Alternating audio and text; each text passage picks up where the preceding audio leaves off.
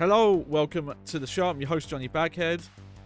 This is take 2 because I might have been muted for a while. So, apologies about that, but I'm back. It is summertime. This is my summer look, and the reason why is we're going to play some more Ridge Racer 5 today. We are using the Namco Jog-Con. This is their successor to their PlayStation 1 controller, the Nej-Con, which was a PlayStation 1 controller that had a twisting middle section. So imagine this side of the controller could twist. It also had less buttons. It was a weird controller from what I remember. But this is their successor controller. And the main difference is that this dial has force feedback inside. It will actually move on its own. And we're going to play some Ridge Racer 5, the PlayStation 2 launch title with it. Let's get into the game here. We have a hand cam set up today. So let's give this a go.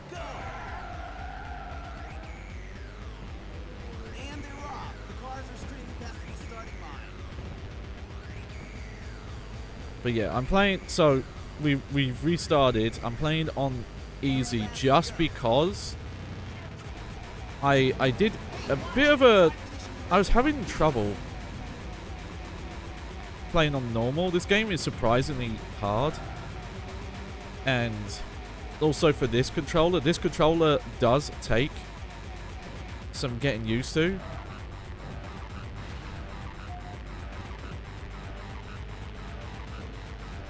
So I might not stick with it, but I do want to just show it off this one time.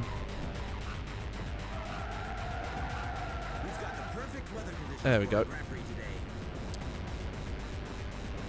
But yes, so I did a bit more research on it because I wanted to be sure. So this game has like a recreation, updated version of the original courses from Ridge Racer 1. Including some new variants, like branches that are linked to the original track. And then the rest, I believe, are all original, which, funny enough, have actually not come back. Right, you can't just... You have to be careful with the corners, because if you do let go of the gas, you do tend to drift out. I feel like with this controller, and if I struggle enough, we'll swap to it, might be better suited for the grip type. But yeah, all the other tracks in this are original tracks, and never came back. They've not been featured in another Ridge Racer game, not even the compilation ones. I'll say for where Ridge Racer went, like once you get to like the Ridge Racer 6 era, drifting cars, I feel like became more the meta, because you were just speed, like throwing yourself into corners so fast. But yeah, it's a bit maybe hard to see, I'm not sure. But yeah, if I let go of the controller, you can see the dial will move on its own.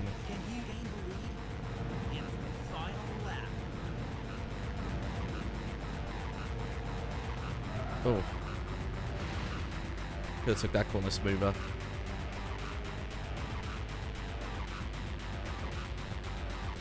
There we go.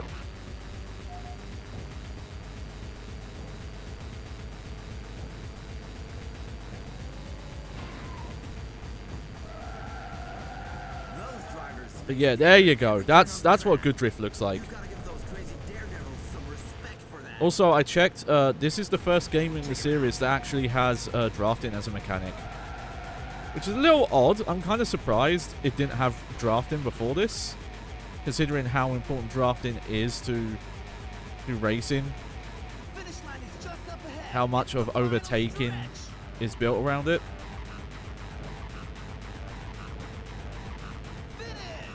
That's fine. Yeah, the early races you only need to get top 3, but I think as it goes along, you need higher rankings.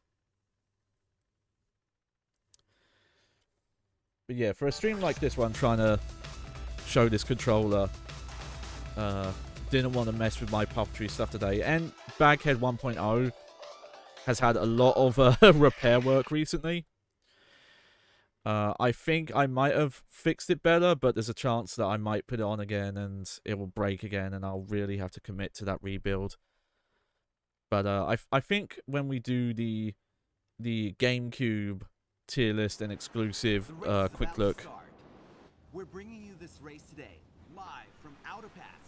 That is when we'll mess with that again. But also it's a hot one. 3, 2, 1, go! And they're off. The cars are streaming past. Here we go. Like it's unfortunately it's a fandom wiki just because fandom took over all the fucking wikis, but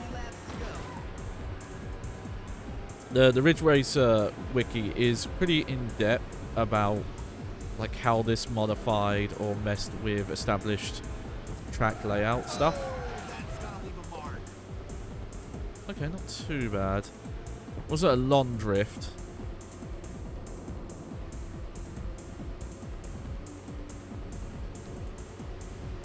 Yeah, I have it set to 45 degrees. This, just with the way this controller feels, it might be better to use an even smaller turning angle. Oh, fuck. Like, it might be better just to do, like, 25, 30 degrees. We've got the perfect weather conditions for a Grand Prix today.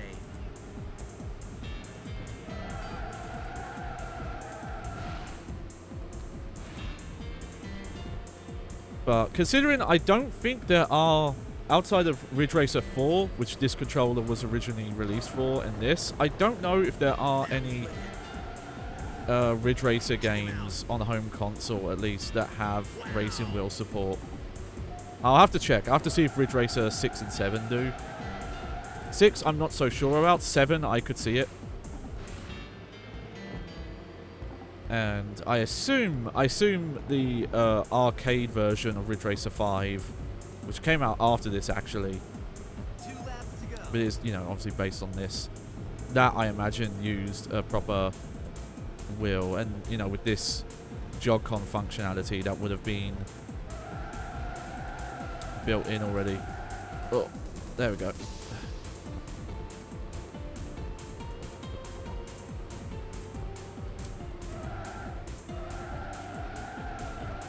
Oh, that was bad.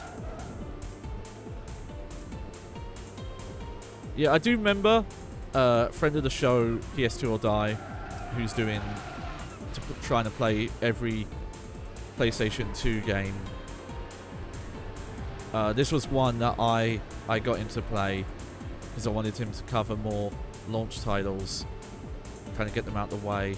And I remember he definitely used the grip cars more. And depending on the courses, sometimes grip cars are better. If you don't have a lot of really sharp corners that you need to drift for, or you only need to do shorter drifts. You know, like a drift like that, you want to do it ideally as short as possible. Oh god, hitting the walls in this game really kills your speed.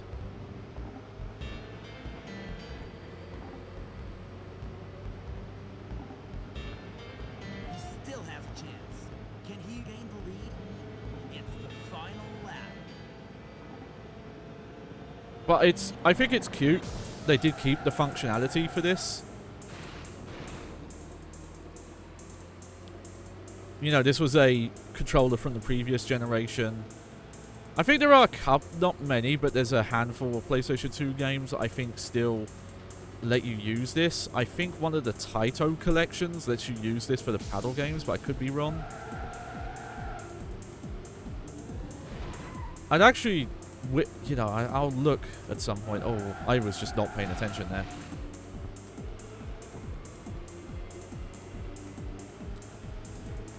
I'll have to research and see if anyone's compiled a list. But when it comes to games that have weird controller support, that stuff's not always well documented online. And sometimes Wikipedia's iffy about lists, even though there's tons of lists on the website. But there you go. I was adding games to the like Logitech PlayStation Wheel page for a while, and that got deleted. It's thankfully backed up on the Everybody Wiki, as well as all the display mode stuff. Finish. Too bad. Better luck next time.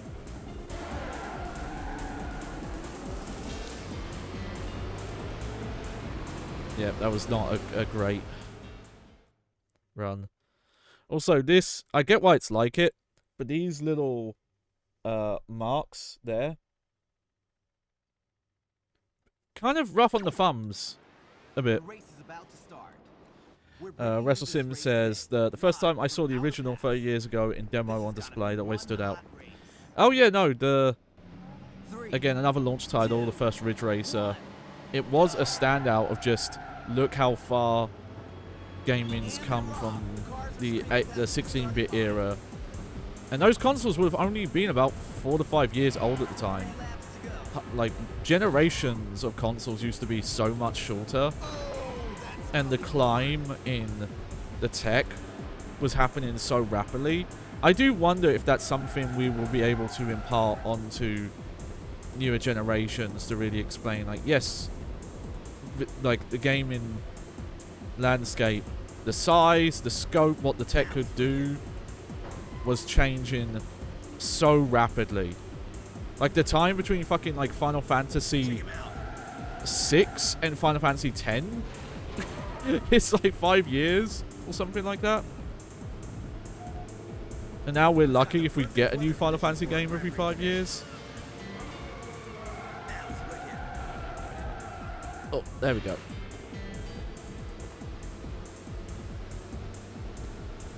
Okay, now we're doing a lot better.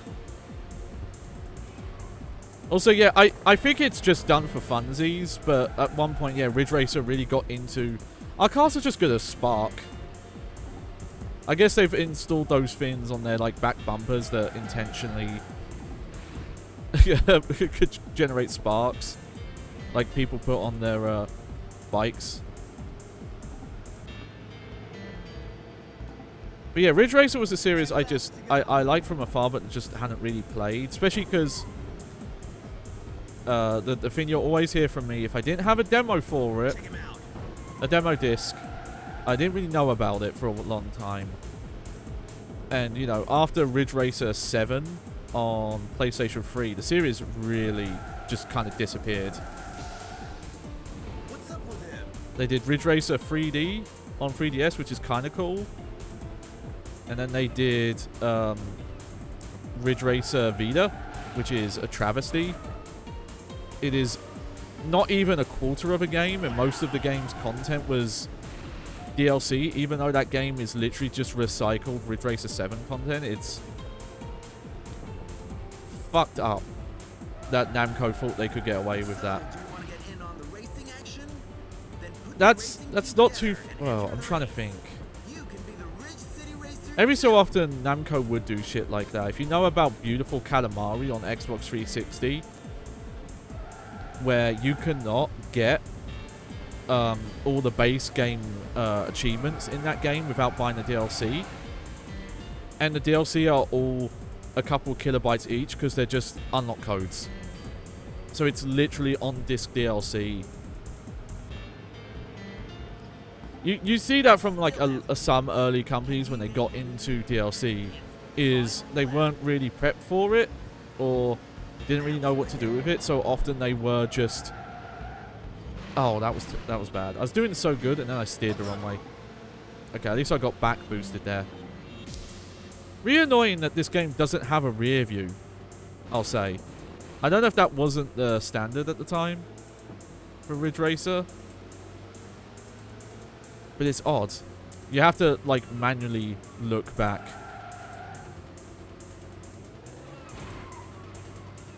Okay, this... Yeah. You don't have to drift this chicane if you're just smart about it. We're probably only going to get second here. Oh! Oh! Come on, recover, recover. There we go.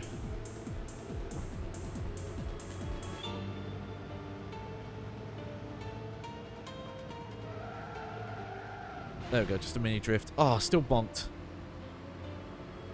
So much of Ridge Racer meta is clean driving.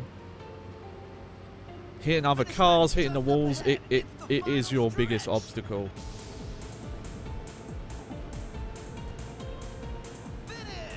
That was close, but he still made the top 3. I'm gonna have some water here, hold on.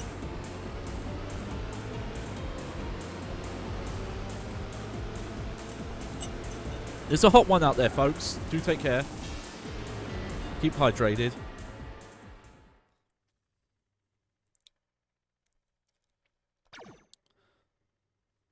I think I'll finish this GP, but I'll be honest, after this GP, I'm probably going to swap back to the, the other controller.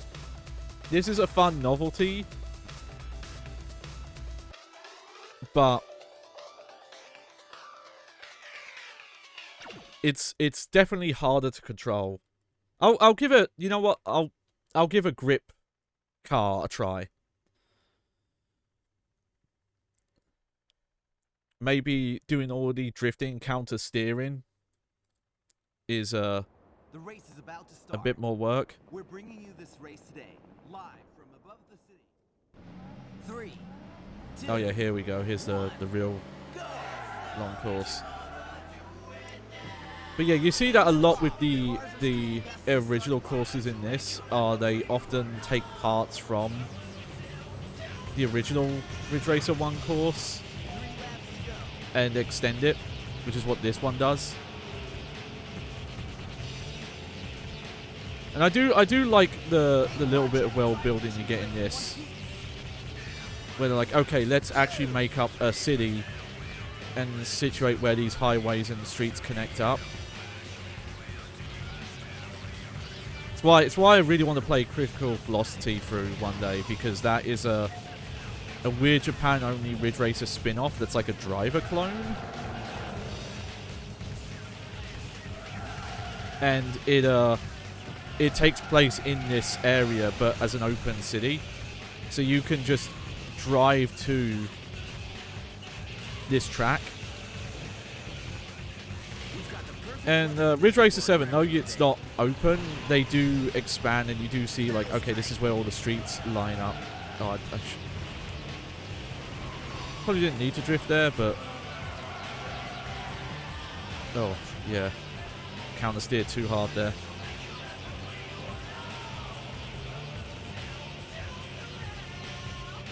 It is fun, though. You do, even though you're just doing it with your thumbs, you do feel some of that kinetic, like, actual steering wheel feel that a racing wheel would typically give you.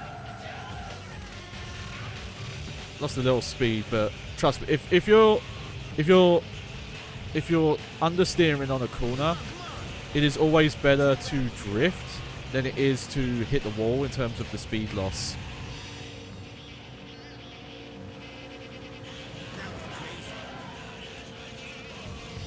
And yeah, just oh, that's not what you want, though. I am first, though. I'm getting there. Yeah, the only Ridge Racer game where like rear ending and stuff like that can actually help you is the 3DS game. There are many race events going on in Ridge City. Don't forget to check them all out and enjoy racing to the max. Yeah, I will enjoy racing to the max. Thank you. But something I just love about Ridge Racer, which is why it's a shame we don't get it anymore, is all the little like winks and nods to other Namco franchises. You know, like the car sponsorships, the billboards. Ridge Racer 6, for example, has Soul Calibur 4 billboards just in the cities. Ridge Racer 6, I believe, doesn't connect the maps as much. It's weird, even though Ridge Racer 7 uses a lot of Ridge Racer 6 content, it doesn't have the whole kind of interconnected idea. They really push it more in 7. Yeah, you have to press R2 with this control scheme to look back. Final lap.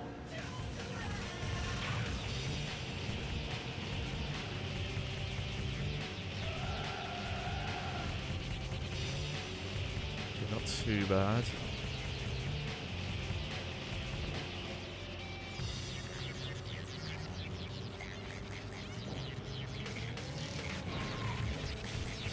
But we're actually doing okay. Not that was not good. But hey.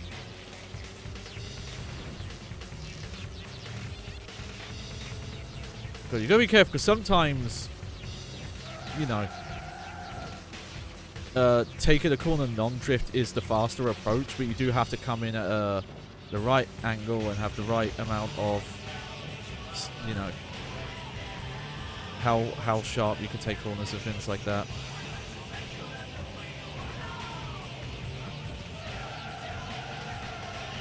And also, yeah, this is pre-boost. That's PSP is when that started, like PSP, PS3. Because yeah, I think the first PSP Ridge Racer game predates Ridge Racer 7. Finish line is just up ahead. It's the final stretch. Oh, I'm actually starting to get the handle of this. Finish. Woo! The winner. What an incredible race.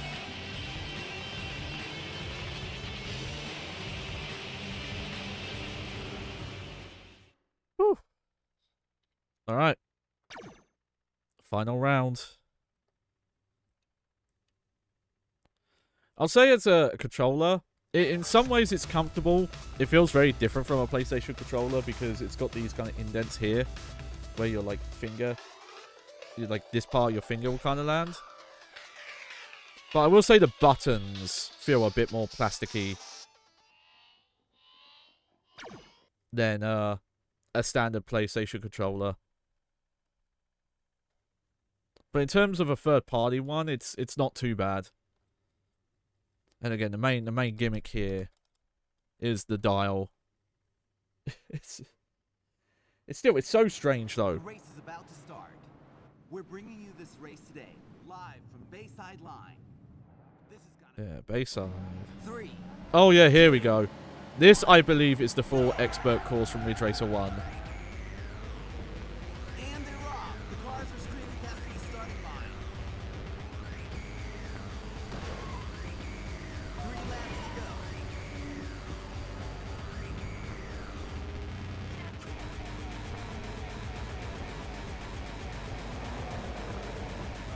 That was wicked.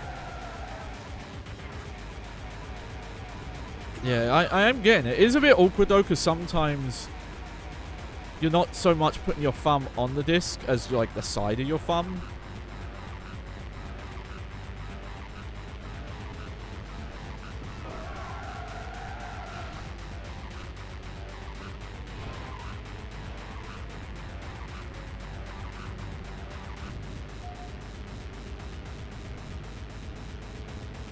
Trying to remember if that chicane is in all versions of this track or not.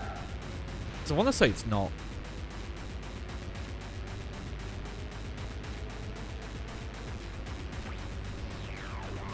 That was wicked.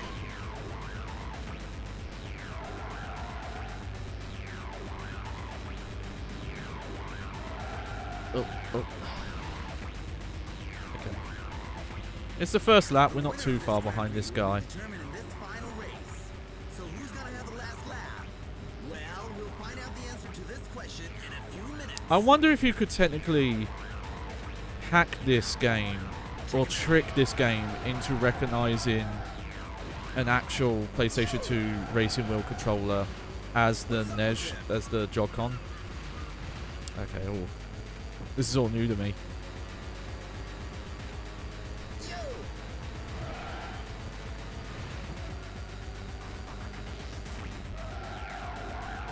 Oh, why'd you take that so harsh?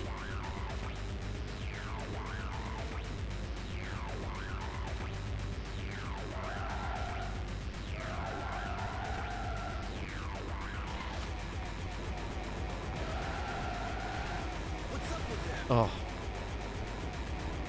Okay, this might be where I get tripped up.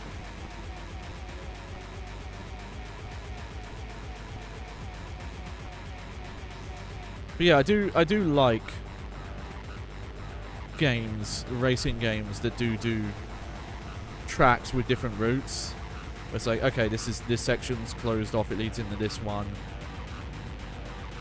It's fun world building. I had my problems with Wipeout Fusion, but that was a legit part I did like about the game.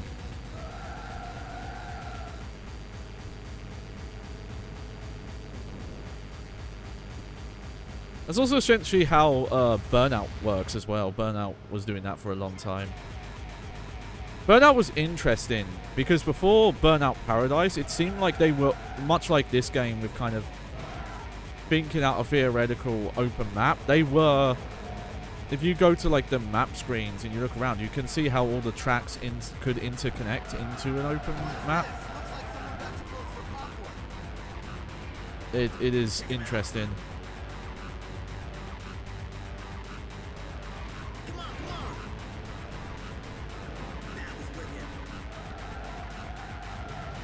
Oh, a little hit. Should be fine now. Okay, this is the part of the track I'm bad at, so I gotta lock in here.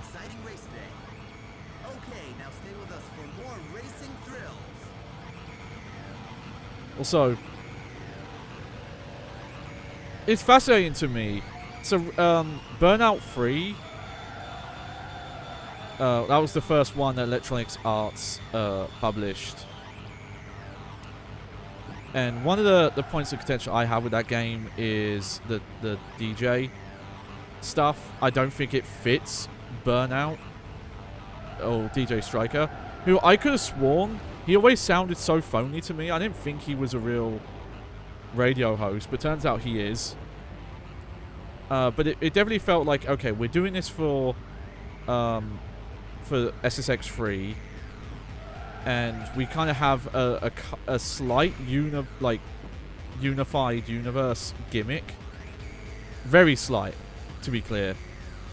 But, you know, they were doing, like, the EA tracks. EA, like, the way they would brand the licensed music and some of that kind of stuff. So they were trying to do some amount of synergy. But it's implemented so poorly in Burnout 3. For example, DJ Striker can't talk over music. He interrupts mid-race. It has to pause the music, make a staticky sound, play his audio, and then bring the song back in. It really kills the momentum. You also get like the pre-race stuff, kind of like this game does. But the fact that this game did it as a launch title, had the DJ talk over the music.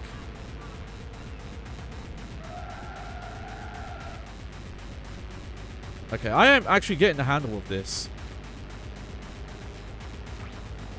Again, I don't know if I would play this for too long. It might also be a bit rough on my chronic pain stuff on my hand. But it is starting to make sense. As much as that looked bad, but just when you do really whip it into the corners and you're like it does feel really good if you get the angle right and you straighten out. Also, it's a bit awkward because I'm trying to make sure the camera the controller stays on camera.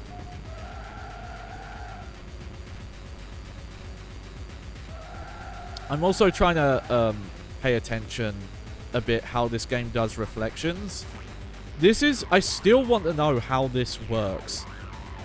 Burnout 3 and Burnout Revenge have real-time reflections on cars. It might not be everything. I think like other cars might not get rendered, but in terms of the track geometry, it is one-to-one. And that means they aren't just using I think it's called like maps in game development. But it's basically a flat texture that wraps onto kind of like a ball and is projected onto shiny surfaces. If you look at the kind of vague tree effect on the back of the window, hell yeah, it kind of looks like that. Congratulations! Yeah. You're a true champion. Thank you. Here, we'll save.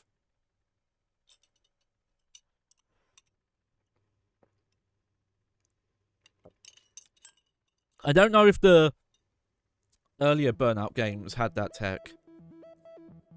But seeing it, and specifically in all versions, like PlayStation 2 version, I don't think it's missing in any versions. I could be wrong.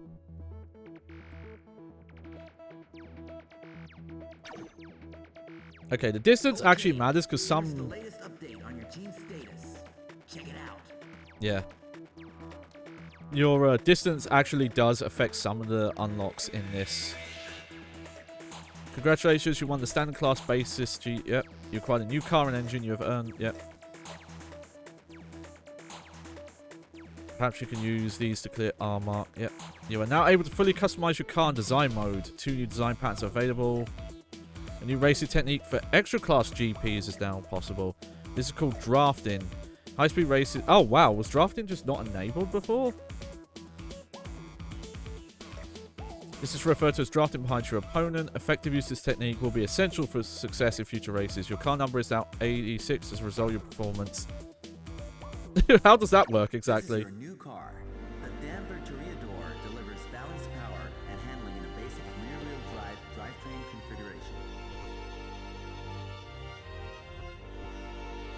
Oh, I do like this.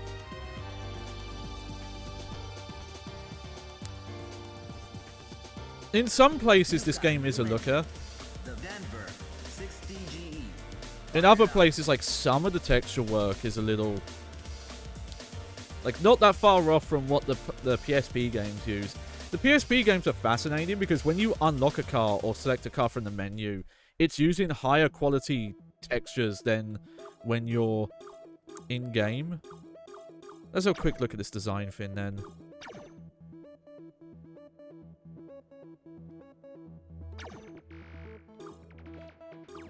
Yep, Lionel two-tone.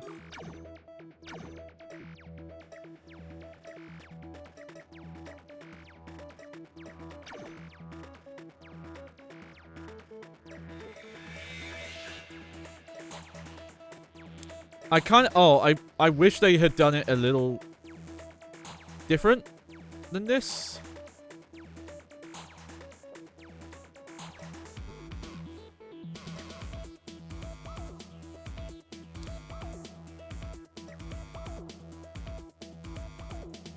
Yeah, let's go for that. If I want black...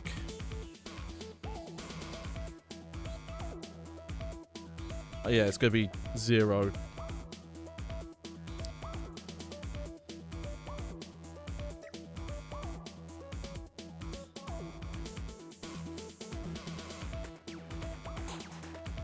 There we go.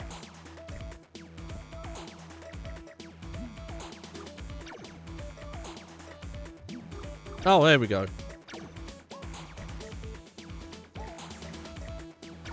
Okay, at least they've got that.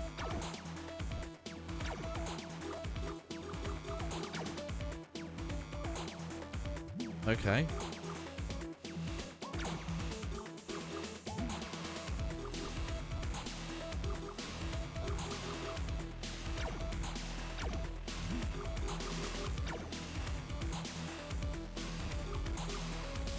Interesting.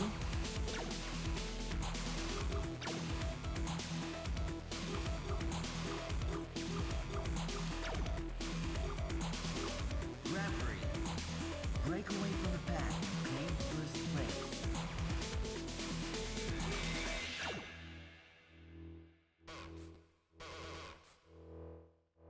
Okay, so there's only the one in there, so now we are on the extra now. Oh yeah, this is the main part.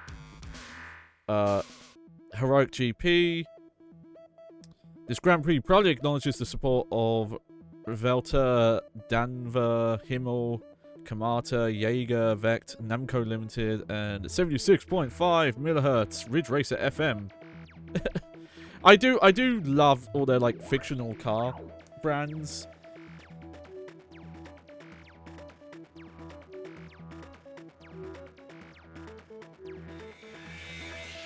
Yeah, Sunny Beach is the main starter one.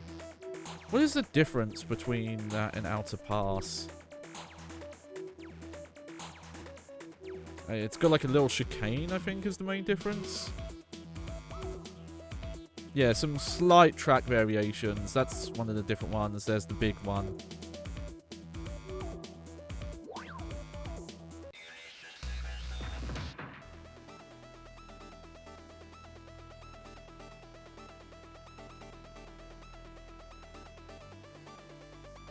Okay, so I guess the way the car system works is that the car you use in the first GP is where you'll like move up.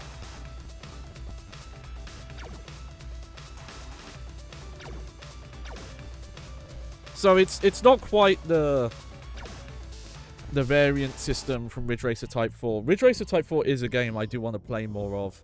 That has a really interesting story mode where there's no real set cars in the traditional sense.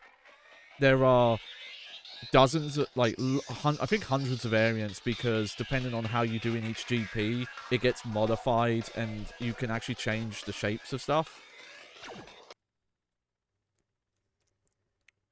It is, yeah. It's cool. A long time ago, I don't remember when it was, but in one of the PlayStation grab bags, we did look at it. I think I don't remember if I used this controller for that. About to start. We're bringing you this race today, live from Also, 3, I don't do bumper cam, and there's no way to stop it from default to the bumper cam. But I think a lot of Ridge Racer games have that issue.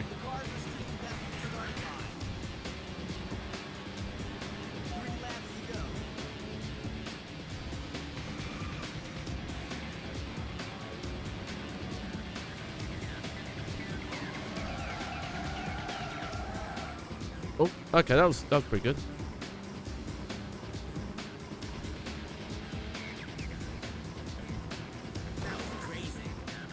Yeah, I was crazy.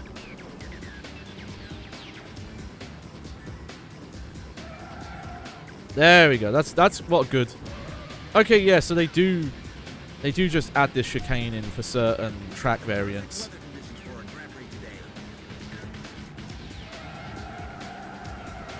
Oh, you see that?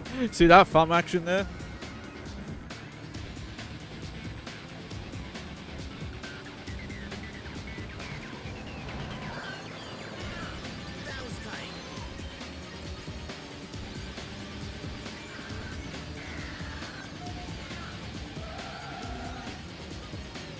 Oh, okay. Only a very light bump there. Forget which one. I think one of the Ridge Racer games actually has a bit of like a visual indicator for the drift mechanic. I can't remember which one that is. It might be the 3DS game, actually.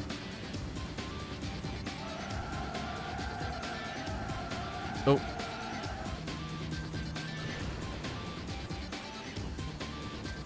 I would say the controller has a point because you set your steering angle. Sometimes you do feel like you're steering past the angle you set because you're trying to hit a steering angle that you can't hit.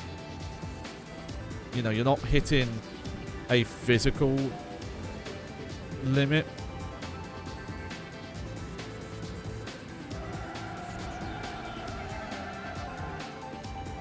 There are many race events going on in Ridge City. Don't forget to check them all out and enjoy racing to the max. Yeah, I will say this guy does not have a lot to say. It's probably the problem with the DJ.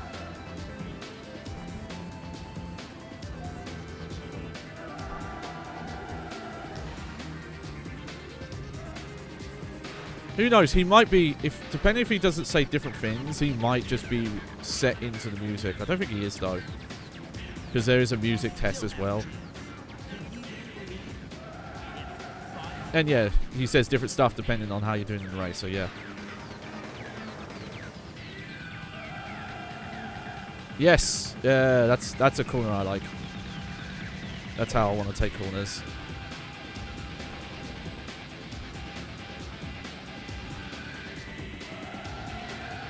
Oh, that's too sharp, okay.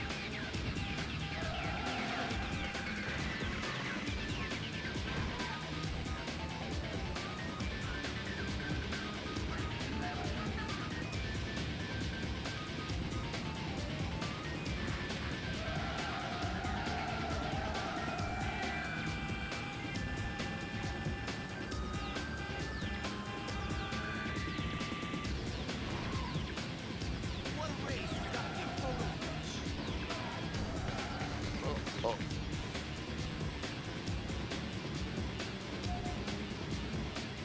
Okay, well, not getting first. Finish line is just up ahead. It's the final stretch. But yeah, well, the finish line being there is so strange to me that it's not on the straight.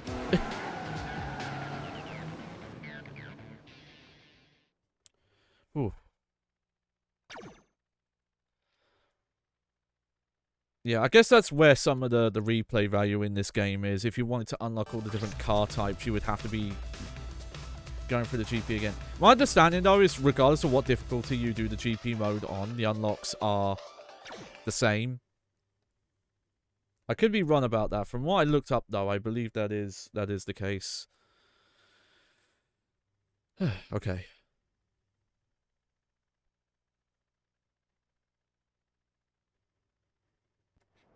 The race is about to start. Do you see that? The control's like, oh, we've got to reset. From above the city. We're in for some serious racing action today. Oh, see, I forgot about that. I think there is.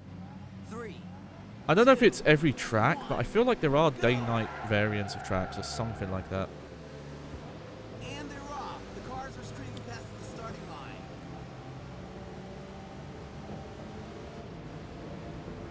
3 laps to go.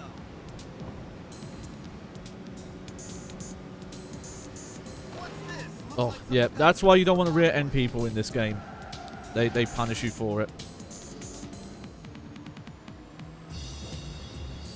I've got to play more of Ridge Racer 3D and see what they do there, because that is the one game where you can be aggressive like that and it doesn't hurt you.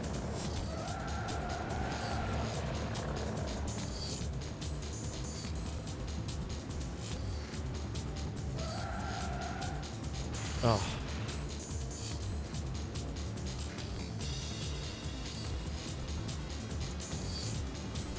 You can really hear the exhaust note of the cars screaming through the night air.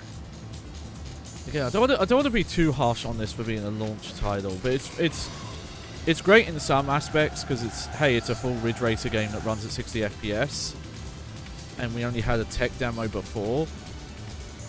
But the track pop-in is still very noticeable in places. It's weird because it's inconsistent. Like sometimes it's seamless, and other times you turn a corner and you just see an entire well just pop into.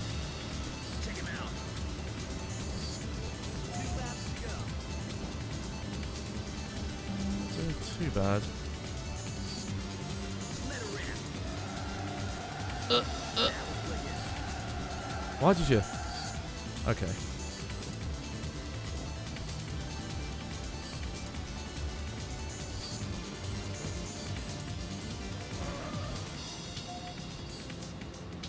Yeah, I don't. Okay, no, I do have to drift this second turn. Oh, too sharp. Okay, we recovered though. Oh, never mind. There are many race events going on in Ridge City. Don't forget to check them all out and enjoy racing to the max. You do get a certain amount of retries, so if you feel like something's going wrong, you can retire mid-race.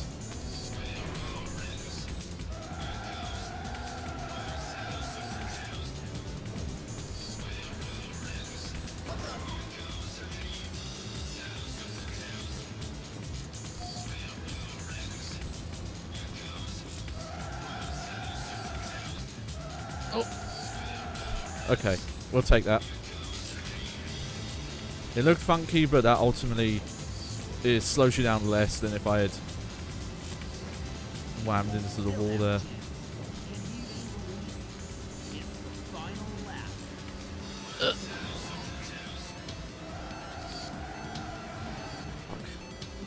Shouldn't have drifted there.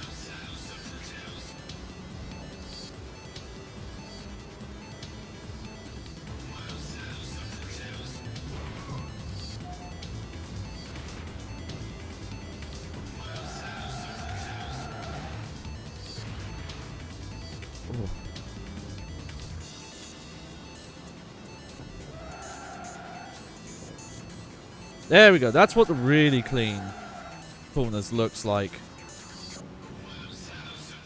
When it, like, even though you're obviously turning the car sideways, in terms of the camera view, it looks like you're just sliding that corner pretty straight on.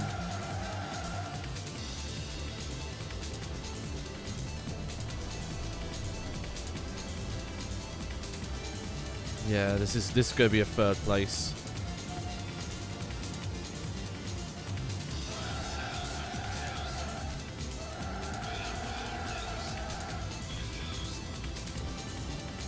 Finish line is just up ahead. It's the final stretch.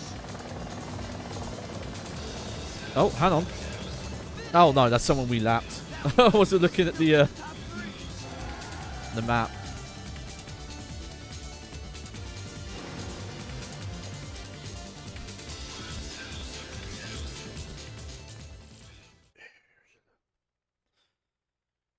Again, that's fine, because we just have to get second on this next one.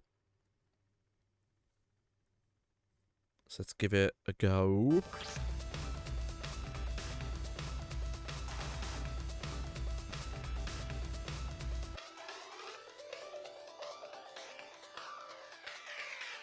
Yeah, I do like these little flyovers, though. And yeah, you can see some of the other tracks and how they link in. That's fun.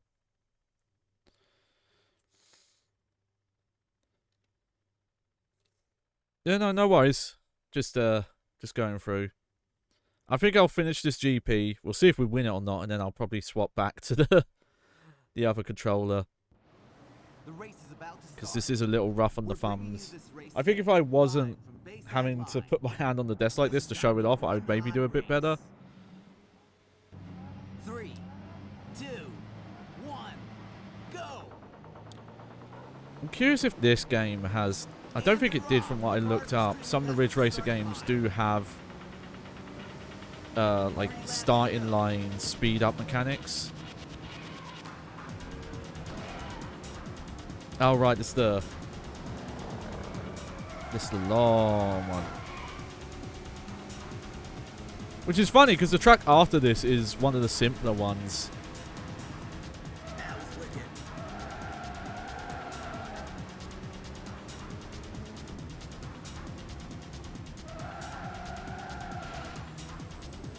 Oh.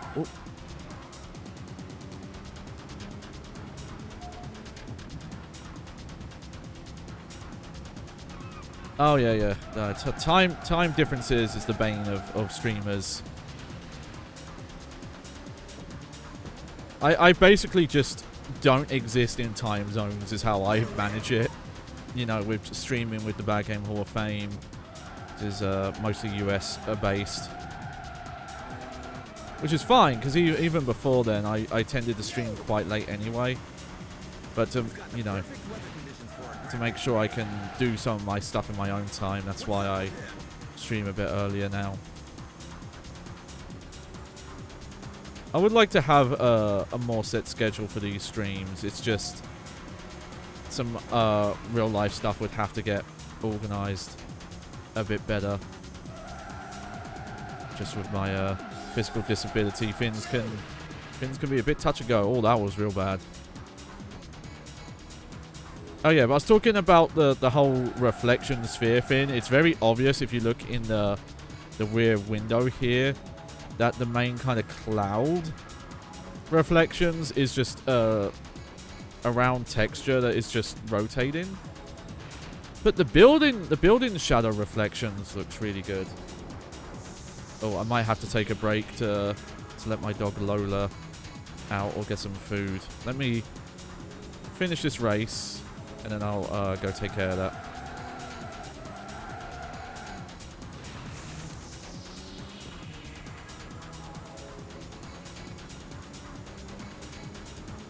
So, I'm going to finish it out because I want to learn this track a bit. But, actually, you know what? Yeah, I see the blue sky post. Okay. Give me a couple of minutes here. I just need to take care of my dog Lola for a few minutes. I'll leave you with some clips, so enjoy.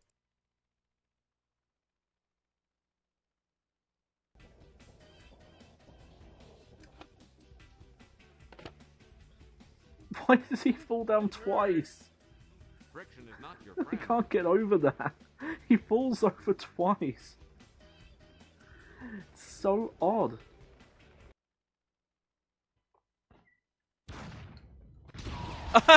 Oh, that's awesome.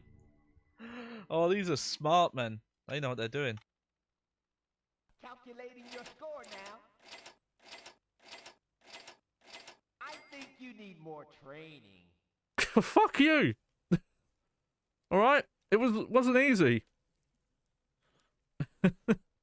I think you need more training. Keep your chin up, hand in there. How are you feeling?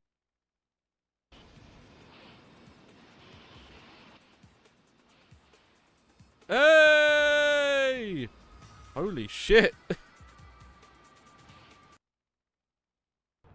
Baby, are you okay? Yeah, I can look after myself. Oh, this is award-winning stuff. I got a big close-up Wow. of the hug of father and daughter. Where the fuck do you come from? Dick! Dad, it's not worth it. It's over now. No. This is just the start. What?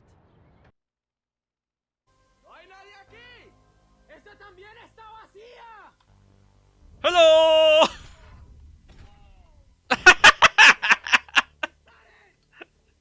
That was so good! That was amazing!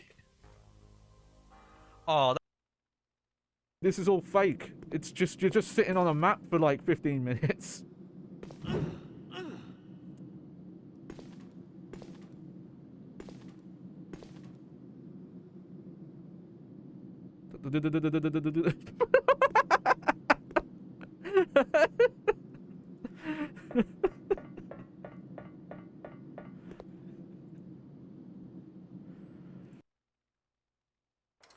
Shotgun still. Oh, what the fuck happened to his head? Oh, that was weird. He got all bendy.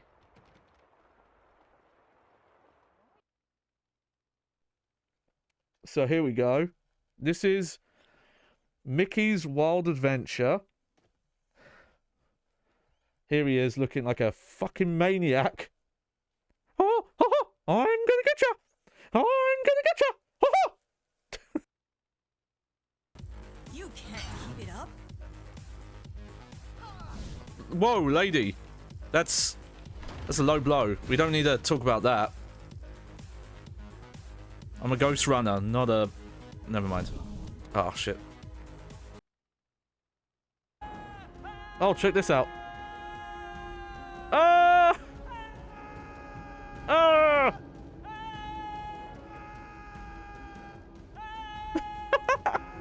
It's like a choir.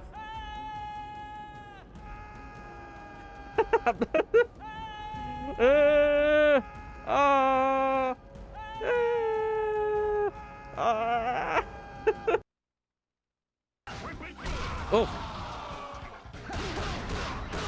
Fucking buns of steel on this guy.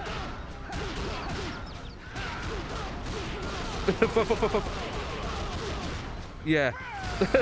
That's probably the best way of doing that.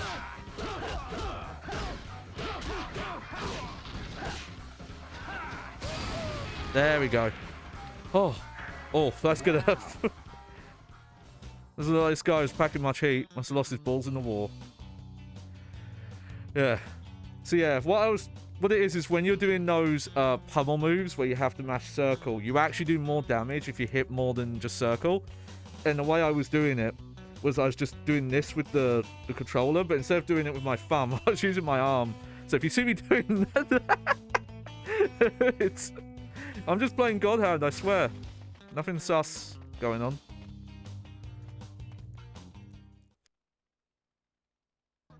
You're hot.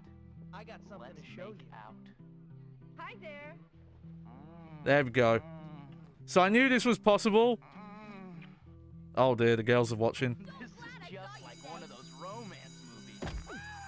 Oh no! Oh, no! Oh, dear!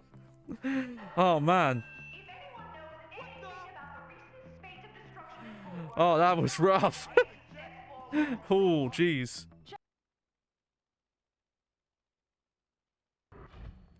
That doesn't look very safe.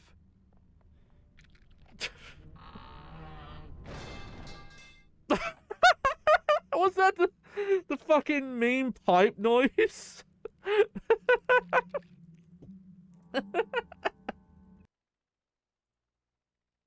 There we go. I'm back.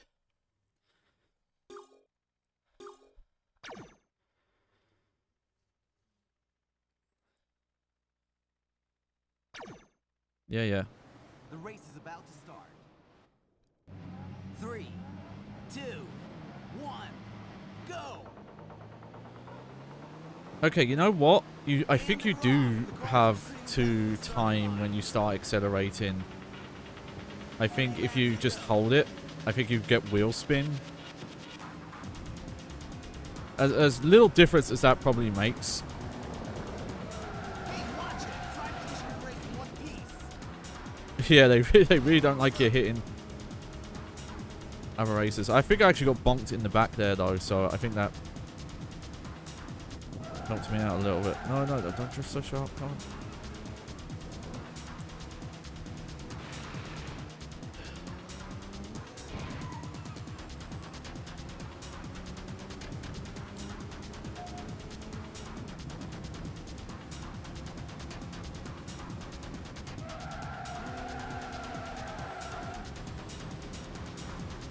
Alright, that's pretty good, that's pretty good.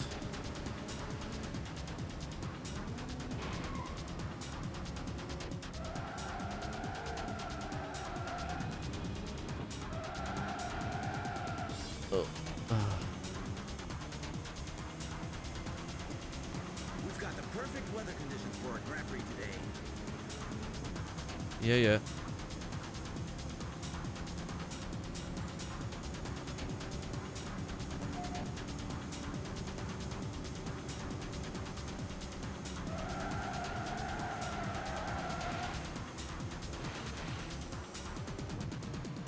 Get off the wall, get off the wall.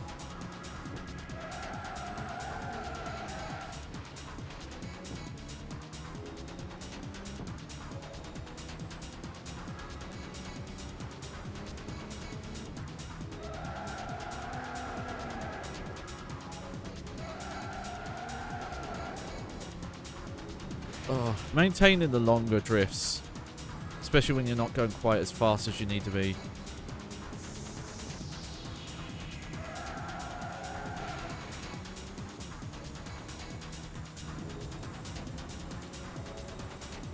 Oh, okay, I'll take that.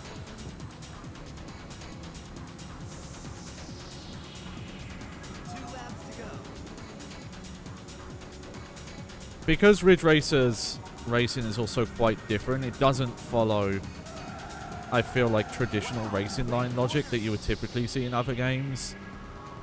Because you're not slowing down for corners.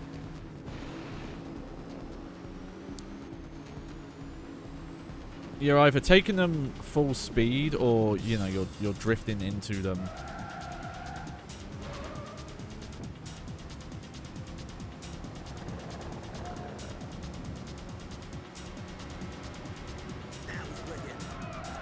Yeah, that was wicked. Thanks, thanks. I do like that this radio DJ is only hyping up me.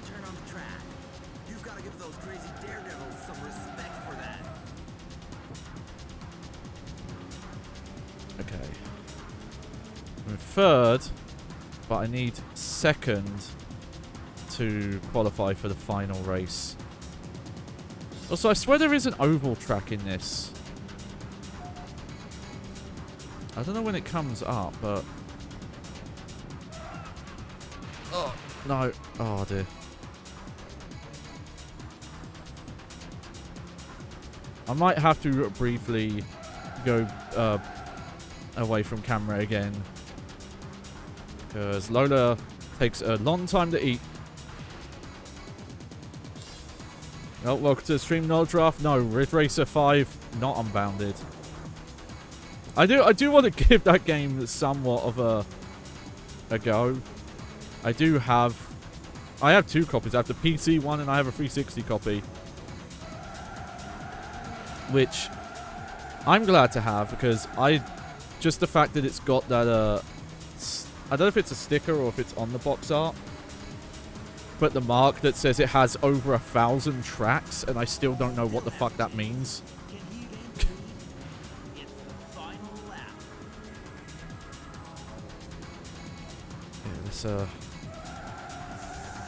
Yeah, also the curse of racing games. Sometimes hard to get a moment to look at chats, but I'm glancing over when I can. Oh, no, that's not great drifting. Oh, motherfucker.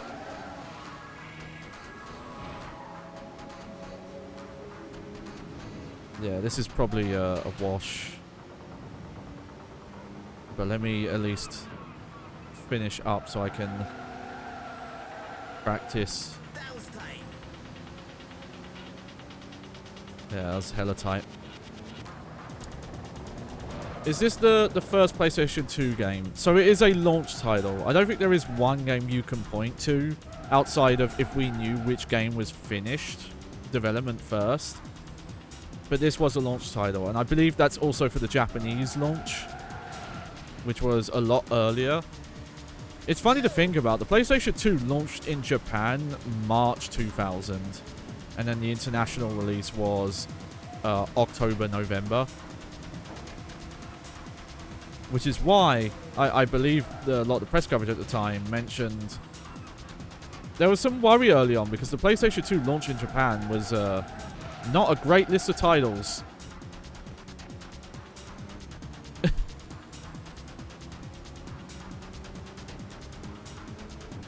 Oh.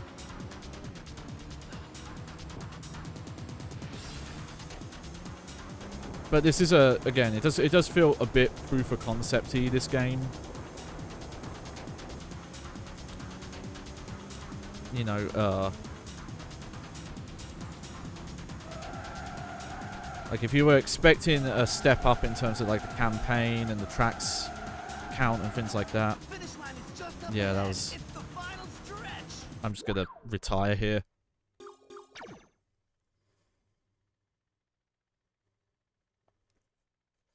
Oh no, Drop says I was playing a PlayStation 2 launch title the other day, Tekken Tag. Yeah, Tekken Tag is... The race is about to start. For me, personally, I think that is the launch title. Even though it is basically a Tekken 3 mod. Especially if you see the arcade version. The arcade version runs on that slightly zoomed up PlayStation 1 hardware. For the PlayStation 2 release, obviously the graphics are completely rehauled, and that's the main thing. But in terms of like the game content, it is it is Tekken 3 hacked to have tag mechanics, pretty much. But that being said, you know, it's a lot of content. It's still a great feeling game.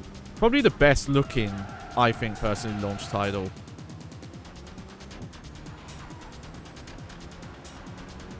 Like, Tekken 4 and 5 are step-ups, but in some regards, I think Tekken Tag does some visual elements better than the later PS2 games.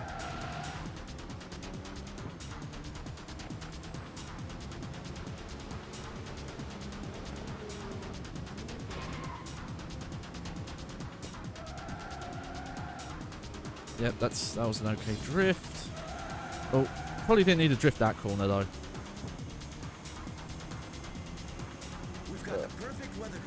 Also, yeah, I believe you do have to enable the analog mode in this.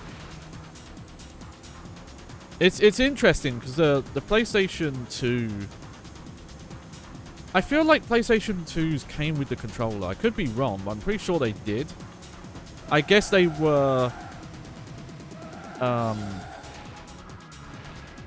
being prepared in case people were buying them used. Or maybe, you know, not having a second controller and reusing their older controllers. That or just maybe they thought some people still preferred to use digital inputs and it was more for that.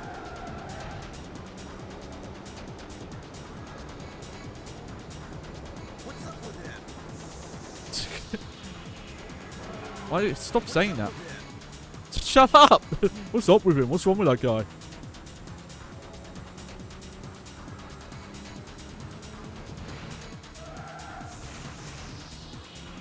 Yeah. Oh. We're going to give this one more go. And then I think I'm going to swap controllers. The race is about to start. We're bringing you Not drop one mention. Yeah, Tech Attack Arcade took 2 months to make apparently. Yes, I remember hearing it was a really tight development on that. And it's interesting as well because Tekken Tag 1, you know, the whole gimmick was it was every character that had ever been in a Tekken game. The Tekken 2 characters that were brought back, the ones who would end up be reoccurring characters in the series actually got a lot of their updated moveset and more unique movesets because a lot of the Tekken 1 and 2 characters shared movesets. You know, palette swaps, model swap kind of thing. Especially the sequel characters.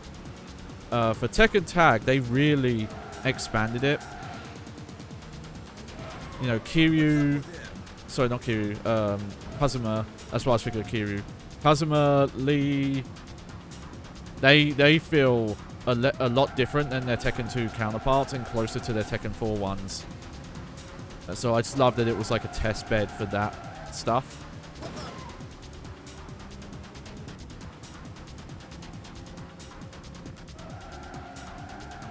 And yeah, I definitely had a couple in my younger days, the pinnacle of graphics things.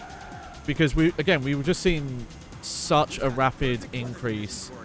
And seeing graphics like these done in real time, it was getting to the point where it's just like, you know, when is the peak? And, you know, it's funny now that it is plateauing now. But kids back then would have seen earlier stuff and just, oh, this is it.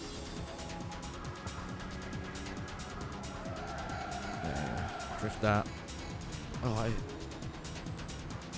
I don't know if it's if I'm too focused or not focused enough where I seem to do worse. Oh, that worked out. I was able to block him.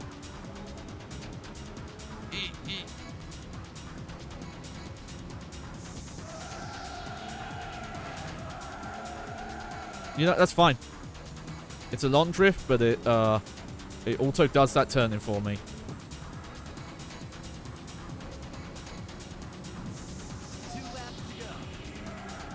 Oh, that's annoying. I don't know why I drifted there. The thing with drifting in this game, at least if you use the drift type cars, is that you can drift both by tapping the brake or by letting go of the accelerator while turning. And the problem with that is you can't just slow down to take a turn. It's drift or nothing with a lot of the turns.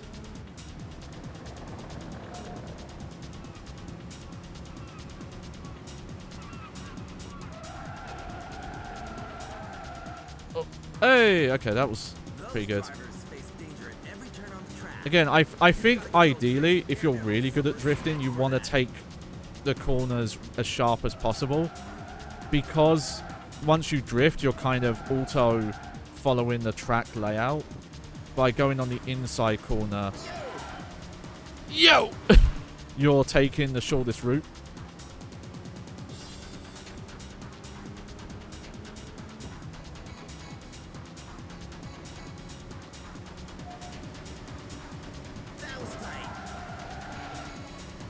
But I think also if you just turn in, like you turn long enough, your car will also start to drift.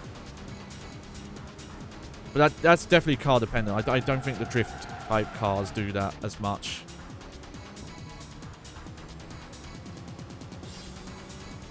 Oh, I can barely see them ahead. I don't see getting... Well, I've got one more lap.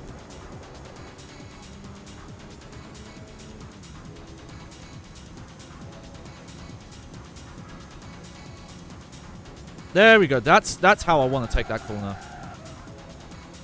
Just one long turn. Still has a chance. Can he gain the lead? It's the final lap.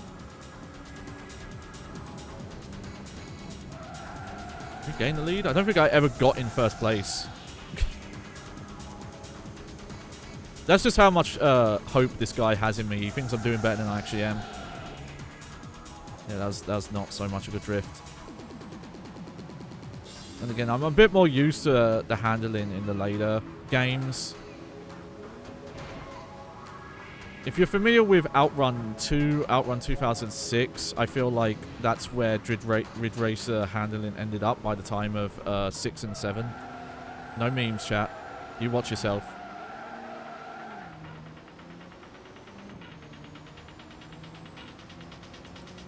It's just, I do wish this series could make a comeback.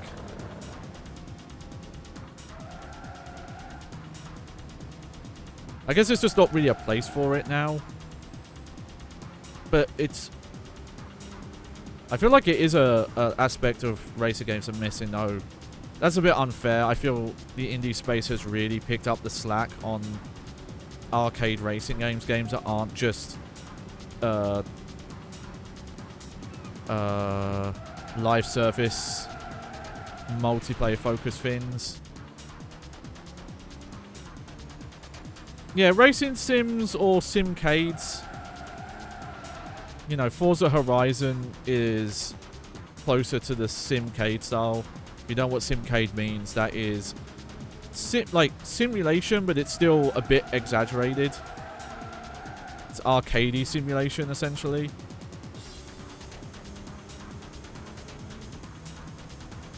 Ah. Oh. Okay, can we take this corner again? Nice. Well, almost. Finish line is just up ahead. Yeah, we are gonna... Finish. Yeah. Too bad. Ugh. Better luck next time.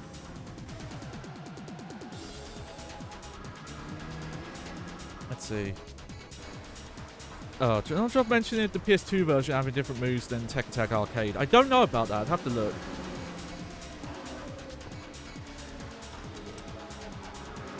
Race Taxi is coming back. But, you know. They're also like, oh yeah, we used fucking AI to do concept arting and shit. Better luck next time. And I've heard some people who've played it have said like the handling is not... It's not what you would want, apparently. And yeah, I imagine licensing's lapped with Crazy Taxi. Even though it wasn't using Offspring, it was still licensed music. Okay, give me a second here. That was a fun showcase, but that's a little rough on my hands. So we're gonna go back to a more traditional controller. And I'm specifically using my PlayStation 1 DualShock because I don't want to deal with the analog buttons. Analog buttons for racing games when you have chronic pain and accessibility issues is rough.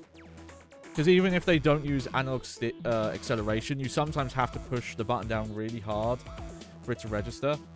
It's weird, but let me sort out my hand cam here, get chat back. There we go. Tekken Tag Arcade and the PS2 are two different games. Right. Okay. In terms of releases, they are. Tekken Tag Arcade runs on this, I believe, a slightly, like, very similar, but maybe slightly updated board. The same that Tekken 3 ran on. Which is basically a PlayStation 1 with slightly higher RAM and CPU stuff, I believe. The PlayStation 2 version would be a conversion, right? Because, well, I imagine, actually no, it probably is more of a port in a traditional sense. You could maybe argue it's a remake, because the PlayStation 1 and 2 architecture have some similarities and then some other things that are very different. But they were probably working off of some of the same code base for it. I don't believe the gameplay is that dramatically different, though. I don't think... I'll have to check, though. I've never seen someone... Okay, so not just this. I thought Tekken Tag Arcade was drag and drop all characters into Tekken 3 and add 2 more characters in the fights. No. No. Tekken Tag Arcade has all the same characters. The only difference, I believe, is obviously there's all the extra modes in the PS2 version and the ending cutscenes and the soundtrack. Though it's not as dramatically different as the PlayStation 1 and arcade versions of the Tekken 3 soundtrack. It's mostly just kind of higher fidelity versions of the same songs. And yeah, I believe the Nejcom works for this as well, but the reason I wanted to show the Jogcom was because it has that forced feedback stuff in this game. Okay, here's the latest update on your team status. Alright, Grab let's give this another go. break away from the pack and claim first place. Tekken Ball on the channel. You know what? Even though I've already put on the tier list, I do want to do a stream where I just fuck around in Tekken Tag 1 again.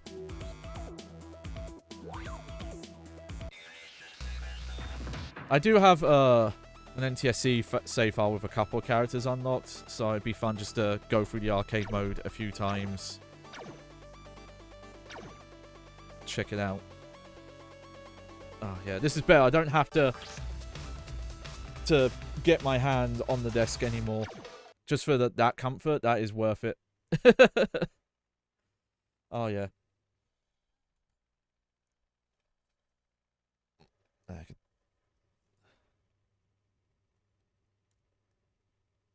But yeah, I'll look. That's the thing. I don't know if anyone has done a very comprehensive 3, 2, 1, go! look And they're off. The cars are streaming past the start line. at the differences between arcade and the home release. Tekken Tag does have one pre-rendered ending. And yeah, obviously it's part of that is showcasing... Oh yeah, look how better I'm drifting with an actual controller. An actual DualShock. Yeah, the endings were in-engine. And I think that was partly a graphical showcase. If you look, actually, a lot of the Tekken Tag PS2... Yes, the opening's pre-rendered, but also Unknown's ending is pre-rendered. She's the only one, though. Everyone else is in the engine, yeah. Okay, that was not so good. But yeah, I think the in-engine endings was partly a showcase thing. If you look at the models, I believe that a lot of the models that Tekken Tag PS2 used are based on the CG models they use for Tekken 3. Like, I think they're definitely not the full fidelity of those models, but I believe they are built from those models. Because the texture work and the models, they look like those ones. But I imagine it was also a time saver thing. Cost saving thing of just, okay, we could just do some mocapping, do some goofy short endings. As opposed to the kind of production that was going into the pre-rendered stuff by the time of Tekken 3 and Tekken 4. Okay, yeah. As cool as using the Joy-Con feels, I'm just skill issue. But again, I feel like with this style of arcade racer, I don't need that kind of realistic of steering. For example, I've tried to play the Burnout games with a racing wheel because you can. A lot of the PS2 ones do support a racing wheel. It is so much harder than you would think. Okay, that was just bad on my part there.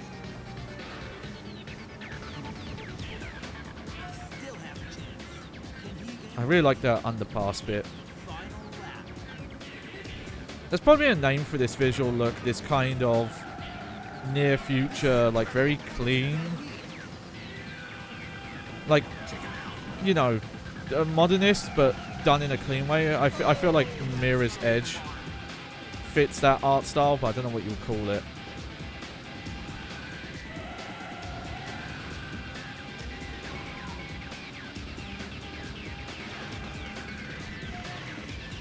Notice the popping is not as bad on this. It's done in like a more faded. There's a bit of like fog, distant fog they do.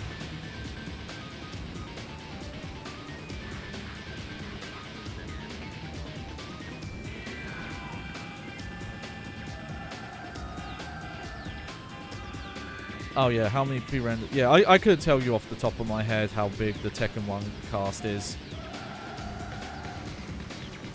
I think it's close to 40, if not over 40 characters. Especially if you count, you know, Panda with Kuma, Alex and Roger, Tiger. For Eddie, I believe, does have a separate ending. For the sake of that game, he is counted as a separate character.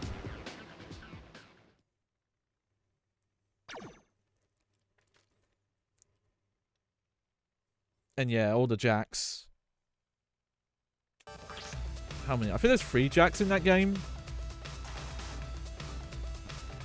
Jack 2, Prototype Jack, and Gun Jack.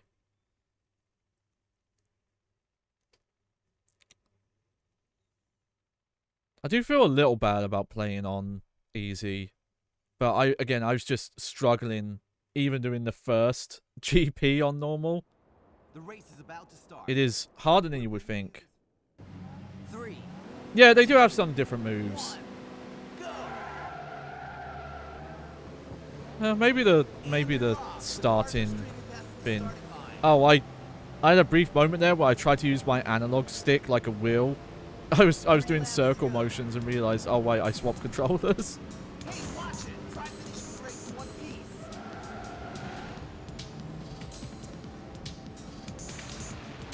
Oh, whatever.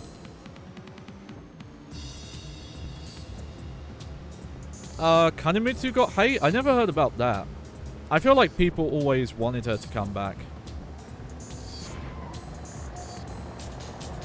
The main thing is, you know, even in Tekken Tag, where she does handle a little different from Yoshimitsu, she is still basically a clone character. It's really not until Tekken Tag 2 where they really expanded the moveset.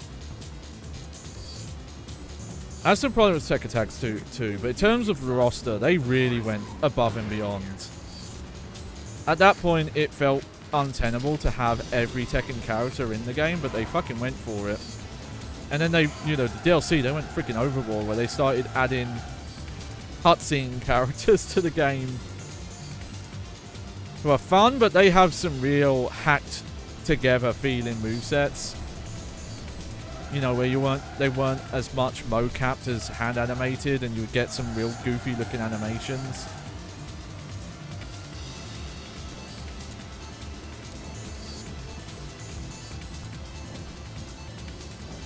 Yep, and Angel.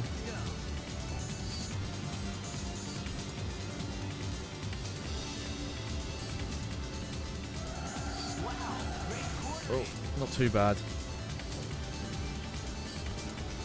Yeah, sometimes you've got to be not ride the corners too much.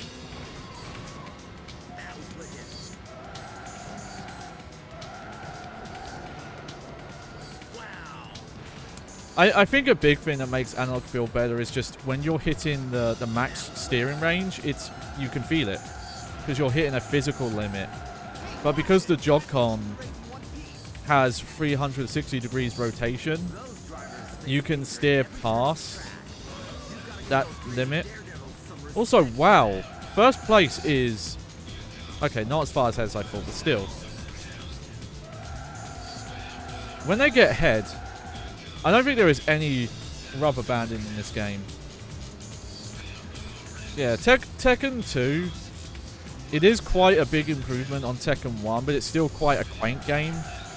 It doesn't feel like a like a true competitor in the 3D fighting game space until 3, where they really refine things. No, it's funny because I was just saying earlier I feel bad that I was playing on normal, but yeah, the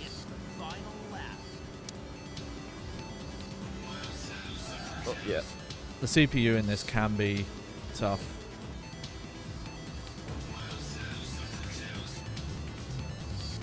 Yeah, I don't feel like there's much rubber banding. Even for the oh, sorry, that was me misreading the track there.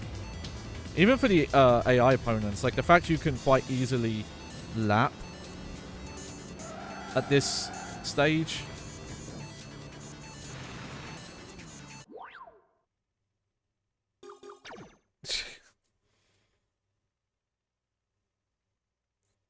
Yeah, that's the thing. It's yeah, input, reading. Some of that was definitely fake difficulty, but also it was just because hardware was more antiquated. Doing believable fighting game CPU that feels like a player is hard, because even really convincing artificial opponents in fighting games are essentially input reading. They just obfuscate it in a sense. Nowadays, that's probably less the case.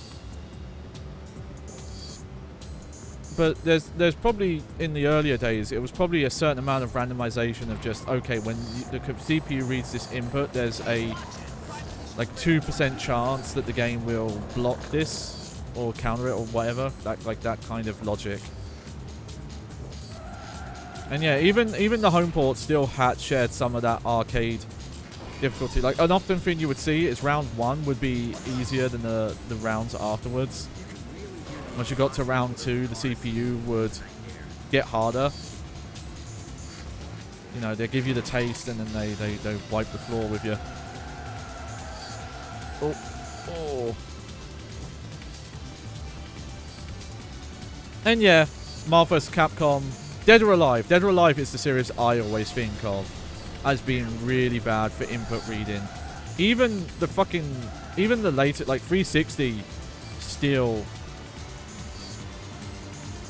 had that, you could feel it at times. Especially the bosses.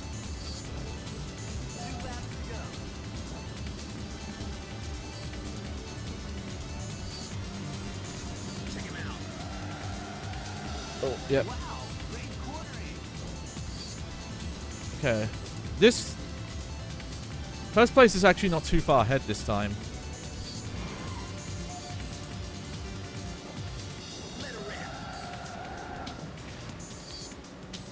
Oh, a little... Oh, shit. Those drivers face danger at every turn on the track. You've got to give those crazy daredevils some respect for that. That was wicked. Yeah, that was wicked. One wicked cricket.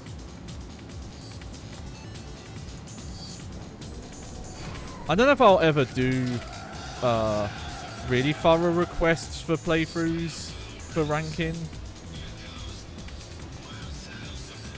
I was thinking, like, is one wicked cricket a game I would play through and rank? Probably not. I would probably have to do some sort of bounty system, considering that I'm not committing to doing the entire library or even the entire OWL/North American library or anything like that.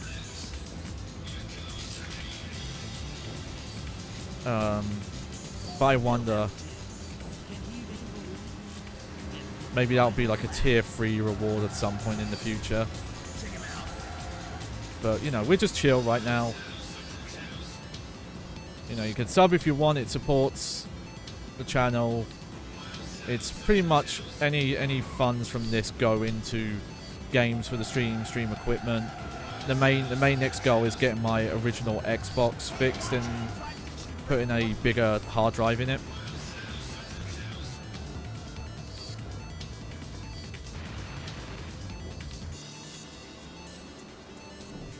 My muscle memory from using that other controller is getting in the way.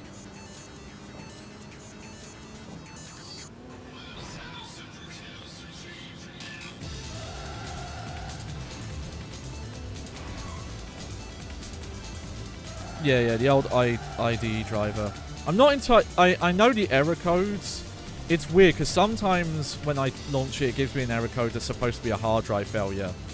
But then other times, it gives me an error that means that it failed to load the firmware, the operating system, basically. Ah, whatever. Finish line is just up ahead. It's the final stretch. It's not the final race, so I can eat. That was close, but you still make the top 3. Oh, unfortunately, Nodruff, I really don't like going to movie theaters. Just the cost, you know, dealing with public, not being able to pause movies, subtitles, stuff like that. I've just gotten so much. If I'm going to watch a movie, I want to do it in my own time. I can pause whenever I want. I can eat whatever food I want, stuff like that. Funny enough, I did watch a movie that Carl Urban was in recently. I watched Chronicles of Riddick, where he looks ridiculous. He looks like that fucking mullet guy from Final Fantasy VII Remake. Yeah, Deadpool. What, Deadpool versus Wolverine? It is good. It is honestly the best of those movies. Yes, he was. Yeah, he was in Old Doom as well.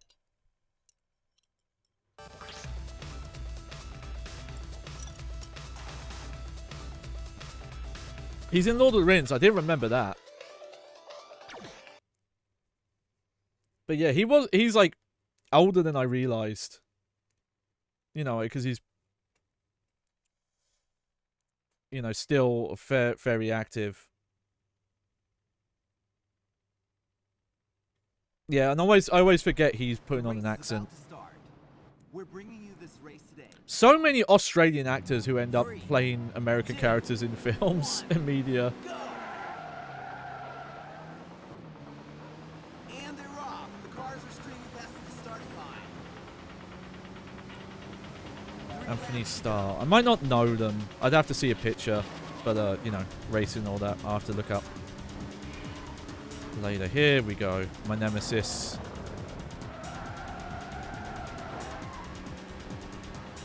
Oh, Homelander.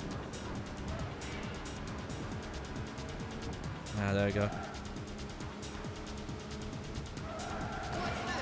I definitely feel like they tend to be better at doing American accents than I've heard British actors do American accents.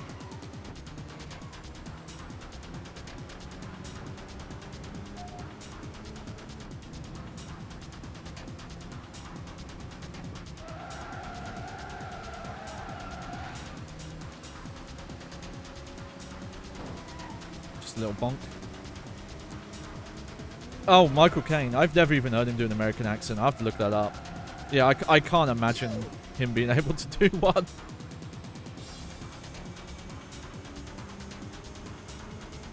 Tomb Raider has Daniel Craig.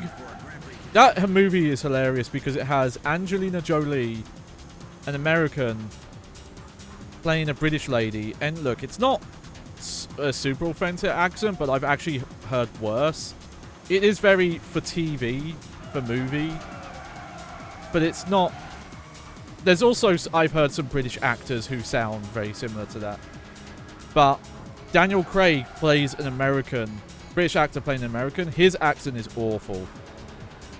It sounds like me when I'm like, I'm American. we all talk like this. It's like, it's literally that. I'm not even kidding.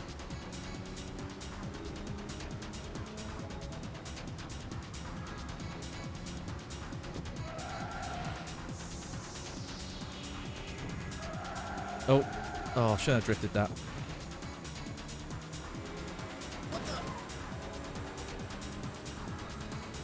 Not seen that first Tomb Raider in years? It's okay. For the time, it is phenomenal for a video game movie, but it is very just... You know, it doesn't feel you know, I'm not that familiar with Tomb Raider stuff, just a little bit. But, you know, you could have called that movie anything and had the same kind of premise, and it would have felt like a... Yeah. I'll say, though, like, Angelina Jolie, that era, that is who you cast. Like, that, she looks a lot like the older, more, like, stylized Lara Croft. Specifically how she looked in pre-rendered cutscenes, and like that is just, she looked spot on. I hear that second one was real bad though, but I've not seen that.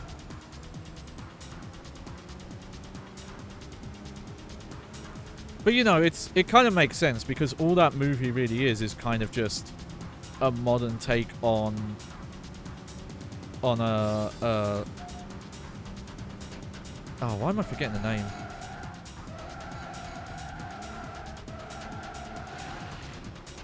Ah, why am I blanking on this? I can remember the movie names and not the character and the actor's name. I'm going to remember. Indiana Jones, there we go. I had a weird brain fart there where I was just like, Harrison Ford at The Last Crusade. It's like, wait, no, that's the actor, you fucking idiot.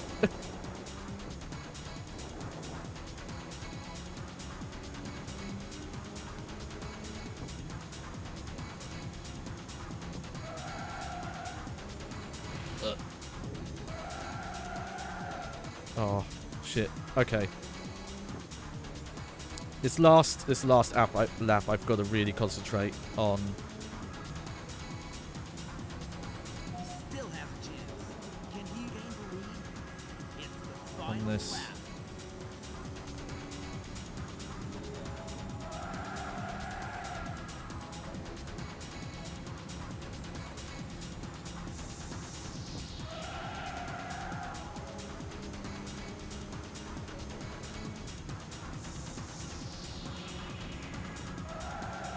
Just tiny drift, just to take that corner cleaner. Oh, oh, oh! That was tight. My approach was not great there. That. Looks like someone got too close for a convoy. Oh fuck! Oh yeah, there were. Yeah, there were some recent Tomb Raider movie. I think just no one forgettable, nothing special, just whatever. I feel like that's in the same class as the Disney Prince of Persia movie and the Assassin's Creed movie, whoever made that. I have to keep reminding myself there is a live-action Assassin's Creed movie.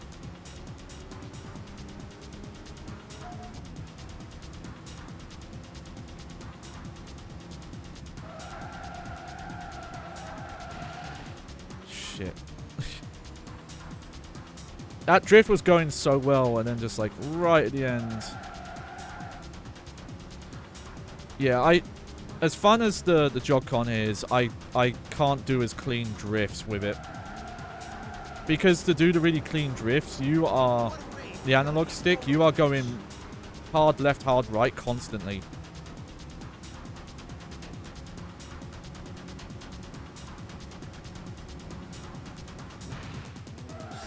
Shit. I did not want to drift there. Finish line is just up ahead. It's the final stretch. Okay, second's fine. Second gets me into the final race. Finish. That was close. No, I haven't played Mario Kart World. No, I don't have a Switch 2. Just with how expensive console hardware is getting, them upping the prices of games as well. I do want to play that Donkey Kong game, but I'm not in a hurry. Granted, maybe in the long term that will fuck me over, because maybe that console will cost a fucking 500, 700 pounds in a couple years. But if that's the case, then I'm not going to buy those systems on fucking principle. Yeah, I hear very mixed things about Mario Kart World.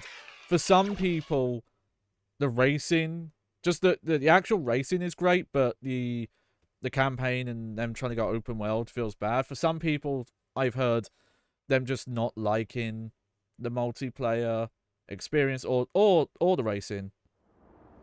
it definitely seems, like, in terms of opinions all over the place, it's more mixed than I think Double Dash. Double Dash, I think, has a kind of you love it or hate it. Mario World, it's all over the place.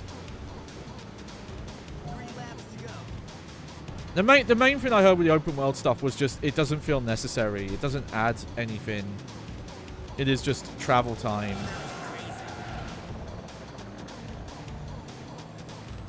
But again, I'm telling you opinions. Yeah, I definitely feel Nintendo, they're late to the party, but they definitely do feel like they're kind of hitting that push open map, open world stuff in more of their games. As much as I don't think it was as bad in Metroid Prime 4 as it was made out to be, I do think it wasn't really necessary. It's interesting from a world building perspective, but and some of the open, like, finding stuff out in the field there. But if they had made a version of that game that didn't have that, I wouldn't have felt like it was missing that much. That being said, I do think it was an interesting idea. I feel it was probably, you know, this is the thing to say, it was probably held back a lot because it was on Switch 1.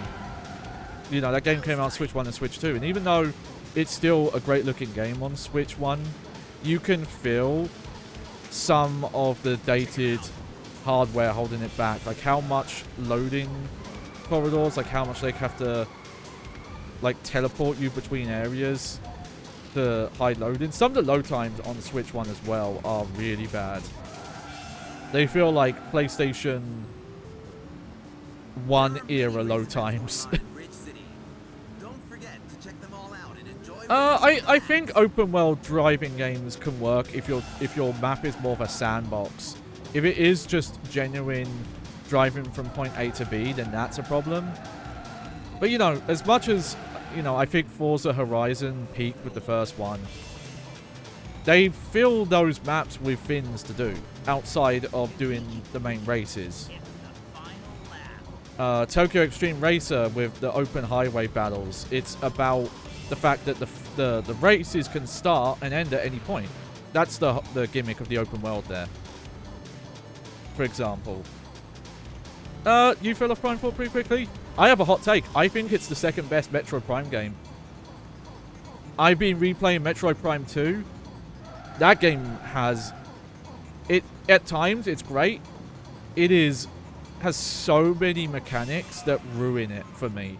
It feels like you took Prime 1 and you put a bunch of gimmicks and mechanics that are antithesis to how this game should play.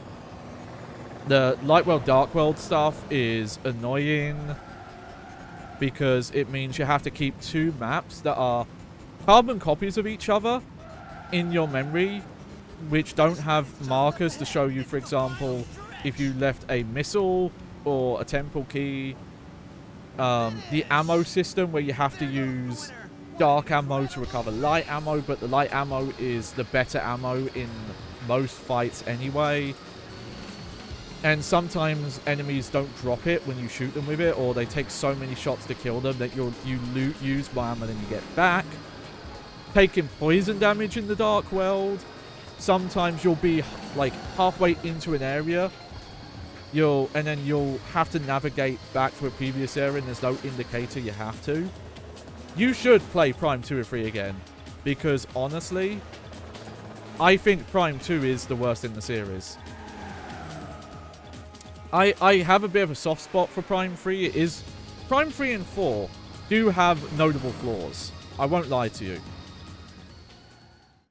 That being said, they don't have as many notable flaws as Metroid Prime 2 does.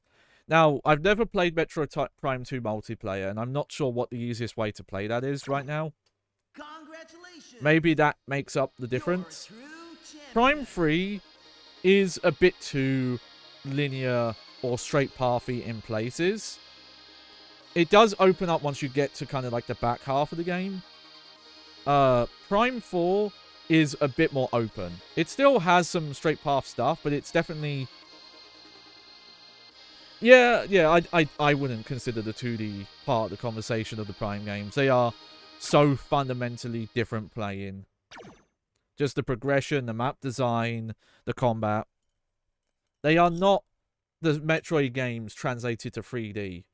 If anything, Prime games have more in common with 3D Zelda games than they do 2D Metroid games. It's just the concept of the beams and the upgrade progression, you know? Like, upgrades giving you more map expansion.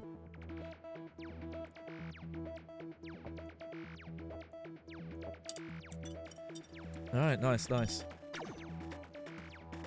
Okay, here's the latest update on your team's status. Oh, my car number changed again. Yeah, no, that's fair. Yeah, Non-Draft says the Prime games might be the best unexpected transition to 3D for us is. Yeah, no, the reason Metroid Fusion got made is because Nintendo weren't sure that Prime was going to be received well. You know, it's not that they had no faith in the project, but the fact that they let a non-Japanese studio that they brought on handle it. It's a similar situation to like giving Rare Donkey Kong. Donkey Kong was not considered a tentpole franchise at the time of Donkey Kong Country, and Metroid was not considered a tentpole franchise because this is a funny thing. At the time, every Metroid sequel had sold worse than the first one. So it was a downward trend. It was Metroid 1 sold, and then Super Metroid sold less than that, and then, well, Metroid 2 sold less than Metroid 1, and then Super Metroid sold less than that. And yeah, Fusion ended up not really moving the needle, but Prime is the one that sold millions. Congratulations, you won the Extra Class Heroic GP, you acquired a new car and engine, you may now participate in the Blast GP. The Sunny Beach course is available in Time Attack and Free Run. Oh, I didn't know that. Prime 1 didn't have almost didn't have the soundtrack. I know a little bit. I don't know if this is true. I heard that Tommy Tallarico, his music production was almost going to get the contract to do it and then didn't. But yeah, I'm glad they got the original composer, and I do love that the Prime games have a distinct soundscape, different, like that kind of analog synth that they like to use in it. Yeah. No, he honestly knocked it out the park. Yeah, no, Prime 1 has a messy development. Them getting Iguana from Acclaim, the original studio head being ousted because he was hosting like Brat Boy party photos and blog stuff on an official Nintendo hosted website. Like the website he opened, he did it on Nintendo servers. That's the guy, fun fact, who went on to go make the Gaia game. So that's how you know he's a piece of shit. But yeah, he, like, once he started getting money, he just wanted to party, buy expensive cars, hang out with the bros, pound beers, that kind of shit. Fascinating story. I think even, like, Prime 2 was mostly fine, but I still think in terms of how they mix the game up, that feels like they didn't really know how to replicate Prime 1, or they felt like they couldn't do the same thing, so they slapped a bunch of gimmicks on it. Prime 3 is the one that's a bit messy. That game did have way grander aspects. The ship was going to be used more in the game, and it was going to interface, you know, in the final Prime 3, sometimes you'll use ship upgrades to, you know, oh, blow open a wall you can't blow open normally, or create a grapple hook point. There was going to be a lot more of that kind of stuff originally. Surprisingly, this is weird, I don't find the Wii stuff, like the Wii motion stuff in Prime 3 too gimmicky. I feel like it's one of the best implementations of it. I could be wrong. Hey, welcome back here into Palabo. Oh, you've not seen this. This is not that new of a mask. This is my summer look, admittedly. Johnny Baghead 1.0 has been in maintenance for a bit. But I was playing earlier with the Jog-Con here, and it was just a bit easier not to have all my puppetry stuff. And again, I was a bit worried about the mask. Yeah. Oh, you're surprised I can wear masks? Yep. Hey, you do it long enough, you can get used to anything. It turns out. It was... There's been some rough times. And mainly this mask is not as hot as the other one. I know we're breaking immersion here. Whoa.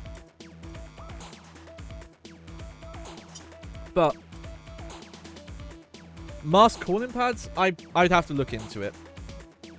The problem is that there's already padding inside the main Johnny Baghead. And yeah, I wanted to show off the Jog-Con. But honestly, because I was doing hand cam stuff, I was in like a really awkward pose. And I wasn't playing as good. So it was fun to show off, but we're gonna finish this game off. But it was fun to show it off. And I am curious if any other PlayStation 2 games use it. Yep, Sunny Beach, Parktown, Greenfield. Alright. Might not go for too much longer. Okay, it's interesting. I'm unlocking new cars.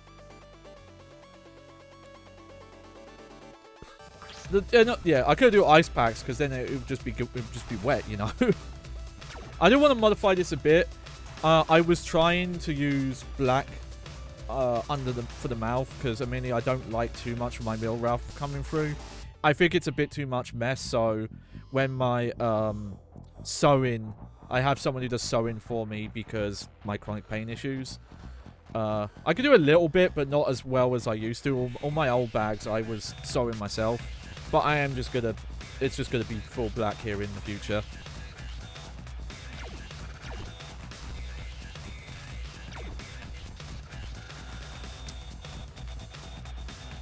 This music also does remind me a bit of, like, that early PS2 era, like, Tekken. Alright, Sudden Death.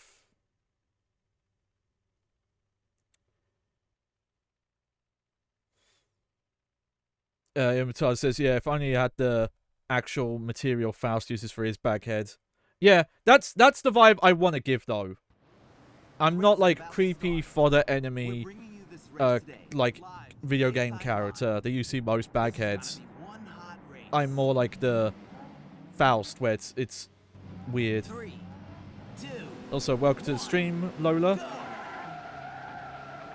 It says the Toreador looks like a Nissan Silver GT 300 that competed in the Japanese Grand Touring Championships. Yeah, I know these are based on real cars. I think for Ridge Racer 6 and 7, they got a bit more what's the right? They're more fantasy. They go for like a near future look with those cars. Yes, Faust is my favorite fighting game character. He's so goofy. Like, taking a concept that was typically, like, a horror trope and making it, like, a fun-loving thing. And just, like, the weird kind of nebulous, like, what is he? Like, he's defying the laws of reality and shit. He's so fun. Again, he's not the first baghead that kind of got me on the path. That was Dr. Salvador from Resident Evil 4. Faust is where it was just like, that's it. He's locked in. This is his gimmick for life now. But really, when I started putting the list together, I'll have to share it somewhere. I have a list where I'm chronological in all video games that have bag-headed characters or enemies or the ability to make bag-headed characters. It is a bigger list than you would think. I don't think I'm that far off from 100 entries on that list. Especially the indie horror space right now. They love bag-headed characters. So, you know, I'm eating good. But yeah, no, I do want to do, like, probably when I do the full rebuild of the main baghead, I'll do, like, a behind-the-scenes look back at all the different bags. No, it legit gets sweaty. You just... You learn to cope. There's some stuff you can do. Even if you have short hair, hairnets does help. You wouldn't think it because it feels like it's more layers, but it actually does help. For some reason. But I remember I wouldn't say like a favorite band or anything, but I definitely have always had some affinity with masks. So Slipknot has always been a bit of a fascination and every so often. And they've mentioned, like some of their members have mentioned like, oh yeah, no, it is sometimes very uncomfortable and sweaty, but it fuels you in a way. Like, it's not like masochistic, but it's more like the drive to push yourself. It's like, I can get through this. And yeah, I do feel some of that. And also, I was seeing what people were doing with the VTubing stuff, and it's like, well, I don't have the money for a model, and I don't have the artistic or technical know-how to make a model, so I'll just make a real one. I'll just do it in real life. Fuck it.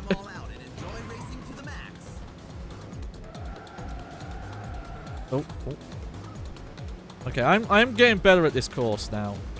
It is a bit fucked that you can't practice the courses in this game. You have to play the GP mode to get them in the time trial and practice in the free mode. Whoa, what am I doing? Okay, at least I got bonked on the back there. It actually speeds you up if you get rear-ended in this game. So if you slow down and you manage to block the CPU, it's actually more advantageous than anything else.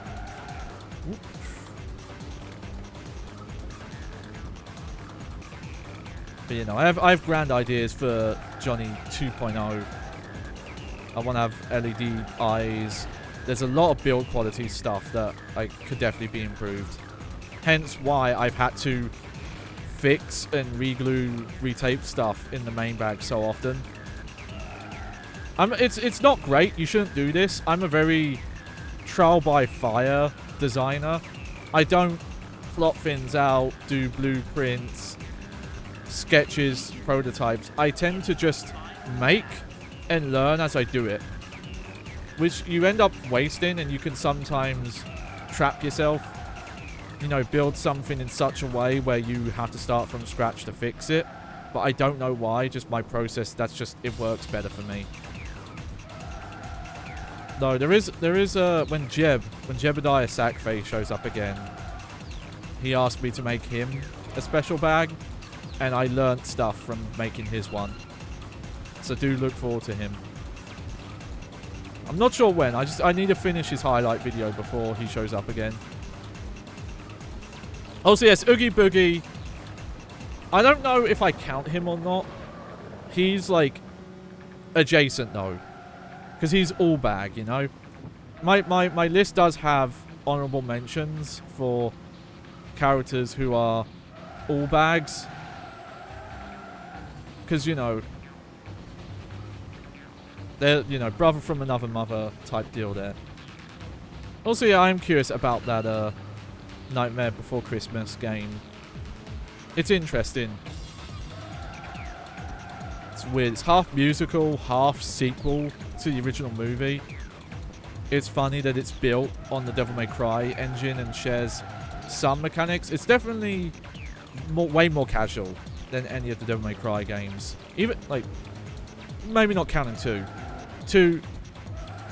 the thing with 2 is that 2 is very casual, but mostly because it's broken. But if you play it on the harder difficulties, like specifically if you play it on Dante Must Die, that can make some of the boss encounters some of the hardest in the series. Like, I'm not joking.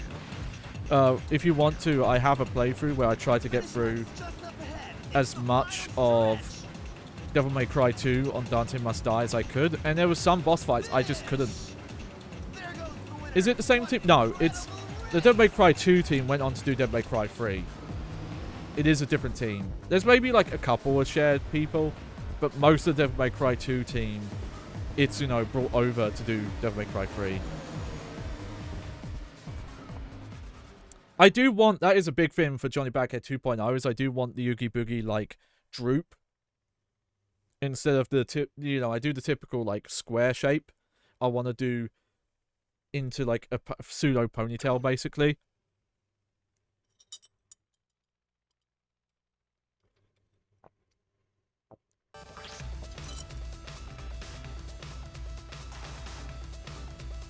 Okay, so I guess with the sudden death ears, we now have the timer to worry about. I didn't really notice it in that first race, though.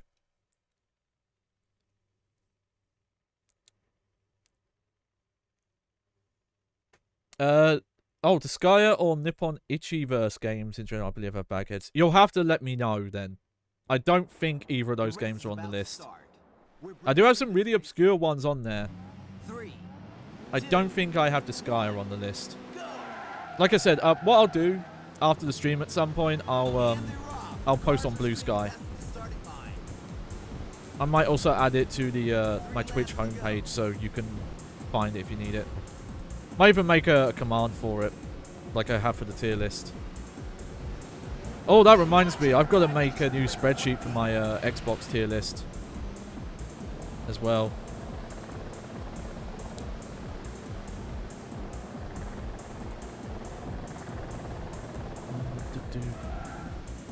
I will do that GameCube tier list and look at soon. That might be Friday or Saturday, actually. We'll see. Because I do want to play Super Mario Sunshine before the summer's over. So starting that in August would be good.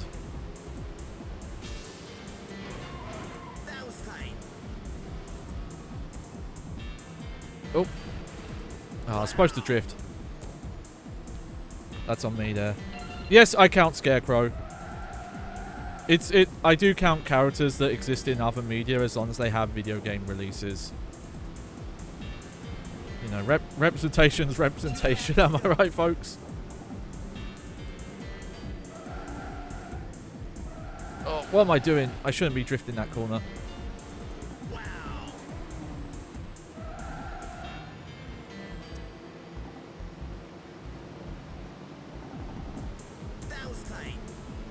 That was tight, yeah.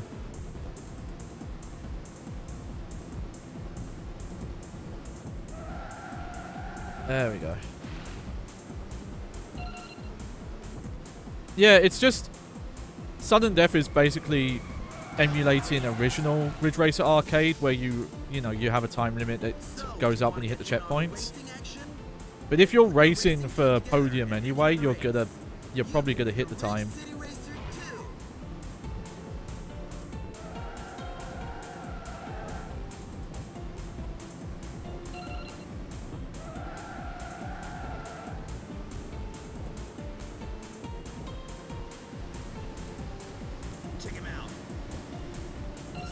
There we go. Can he gain the lead? It's the final lap.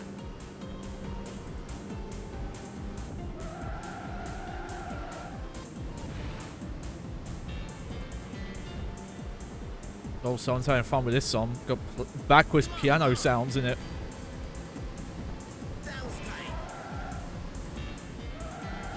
Oh. Oh, just managed to block him there.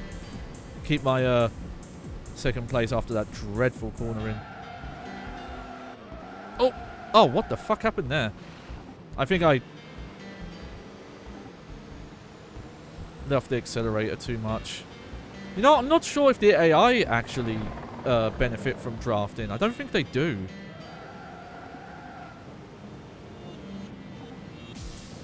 Music feels a bit darker. Yeah, it's like a mixture of Tekken Tag's music and where Tekken 4 would end up to me.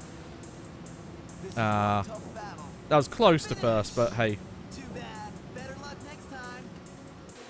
Wait, was that the final... Was that the final race of that GP? It was. Shit. Oh, I just have to get first. Okay, never mind. 3, 2, 1, go! And yeah, if with Bagheads, if it's a character that's like a reoccurring series character, then I just write, sit down the series. Okay, no, you have to first place this one. Oh. What's up with him? That's not my fault. That guy bumped me out of my drift. Hey, watch it! Try finishing the race in one piece. That was crazy. Oh, what am I doing? Ugh. Yes, Scarecrow. Scarecrow from Wizard of Oz counts. We've got the perfect weather conditions. You have to be careful because some scarecrows don't have bags for heads. They just have head made of straw. So you have to watch it. Sometimes they mix it up. Kakashi, I think his name is. Kakashi from the second DS Tingle game, for example. I thought was a baghead at first, but I looked at the sprite more and realized, oh no, he is just straw that's tied up at the top. 2 laps to go.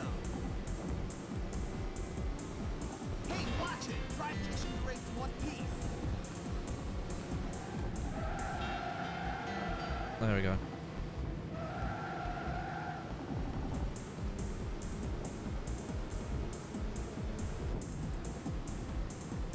Still, I've got a lot of places to make up to get to first.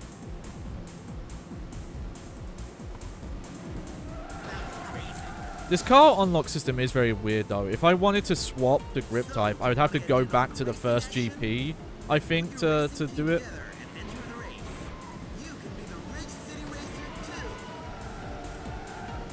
There we go. Yep. Yeah. I see Jason. I think Jason's being mentioned in chat.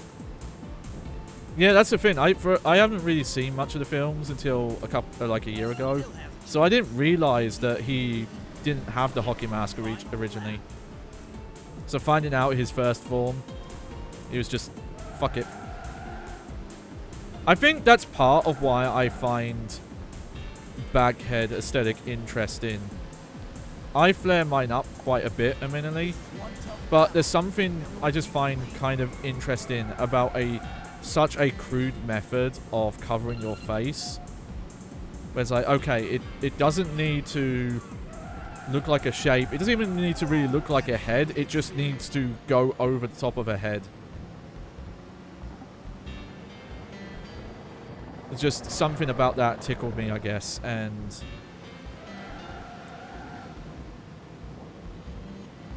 yeah, it just went from there. But again, I do like playing with the look, doing my unique designs. But you know, it makes sense with Dr. Salvador from Resident Evil 4. It's just straight up based on Jason from Friday the 13th Part 2. Yeah, it was just Part 3. The hockey mask is not in 2 at all.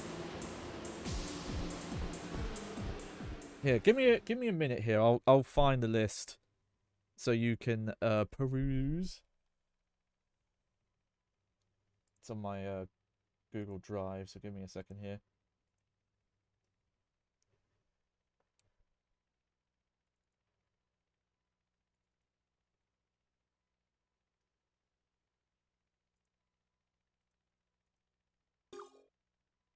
Yeah, anyone with a link can look at this. Where am I? There we go. Let me double check. Yeah, I don't remember how many are on this list. But there's a lot. The ones that have to be determined, that's where I don't know if they have a character name. Or I need to do research to see if I can find their character name. But yes, I'll always add extras anyone suggests. There is an enemy in some of the Castlevania games called Scarecrow, and I think I might have mentioned them, but they don't always. But I think I have a Castlevania mentioned on there. Alright, round 4. Is this or round 3? I forget.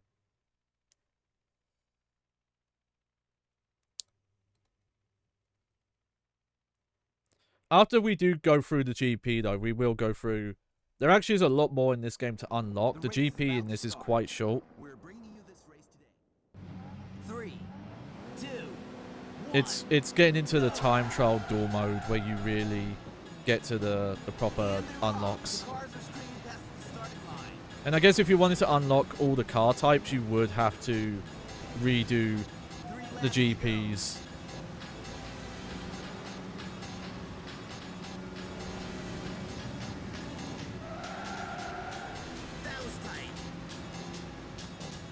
That was a good corner.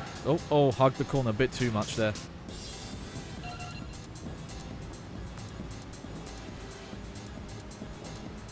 And yeah, that list isn't in any particular order. It's literally just the order that I wrote the list in. You can really hear the exhaust note of the car screaming. But it makes sense it's in video games so much because it lets you have an enemy type that you don't have to model a bunch of unique faces for. And again, with, you know, Friday the 13th being such a famous series, that inspires a lot of horror designs as well. And again, it does get confusing sometimes because you get characters that have just got hoods on, like a full-headed hood. And it's like, does that count? And it usually ends up counting. But it's definitely, it's debatable when it gets to hoods.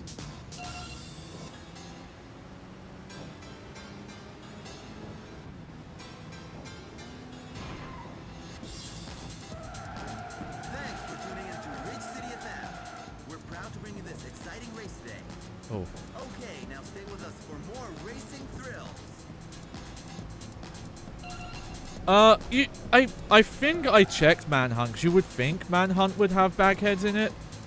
It doesn't though. And I'm not gonna count that you can use a kill where you kill people with bags. That'd be funny, but I can't count that.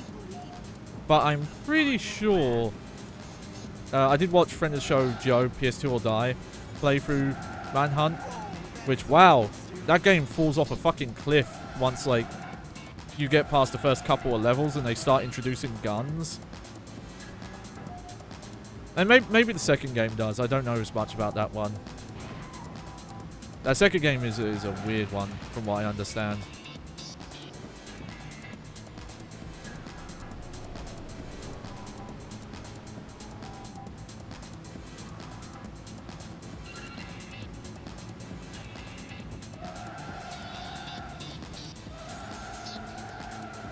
Yeah, it's weird. It's just the sudden death mechanic is just kind of weird when you're still racing for first anyway. Like, what does the timer really change? There goes the winner. What an incredible race!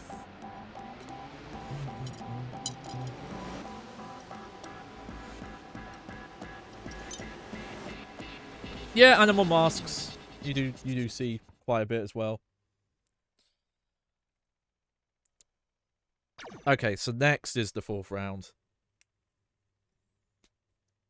Ugh.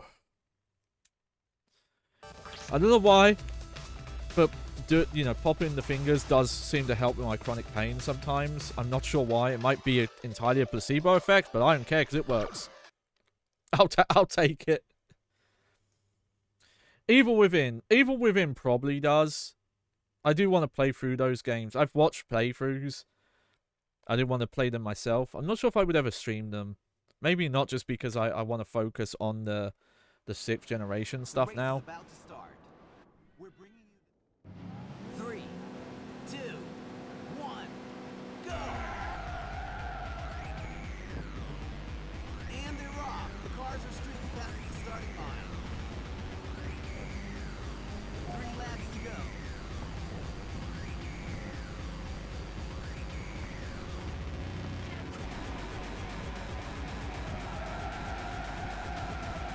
There we go. Oh.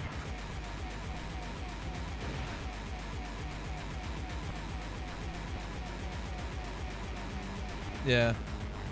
Yeah, I get the impression a lot with some long-time video game directors, once they get to kind of a certain age or point in their career, they're less interested in directing.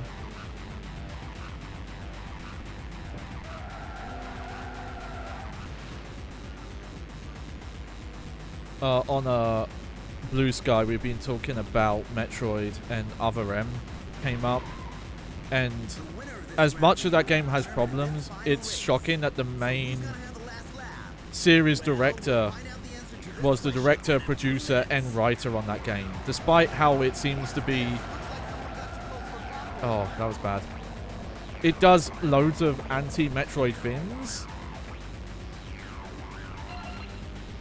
It is, like, It's the same guy, and granted, he doesn't direct as much now, but he's been a producer on all the 2D Metroid games since, and other games and great games as well. He produces the Tomodachi Life series, so there you go. You know, Evil Within is a bit of a mixed bag. Evil Within 2 does seem like the better game. Even if it does really... It's quite a bit different in a lot of places. Just also, Evil Within is just interesting because of how much of a technical mess it was when it released. You know, it had to have the very limited frame rate and the black bars, and people did hack the game to remove it, but then it would cause bugs, although they did eventually officially remove them. Yeah, Sakamoto. But yeah, it's wild. Directed Super Metroid and Other M. What happened? I put it down to just Nintendo in that era. The hysteria they got from the Wii's success with the non-gaming market. They felt like they had to make all their games for that market, and they're still somewhat guilty of that. They'll put mechanics or elements that feel like they're catering to people who are not, like, potentially this is the first video game you've ever played kind of fit design. Like, Prime 4, Mackenzie feels like that. Mackenzie is the worst part of Prime 4 because he's a tutorial guy in a game that tutorializes you better than he does. And in fact, tutorializes you on mechanics before he shows up in the game. The stuff he asks you to do and walks you through, you already know how to do.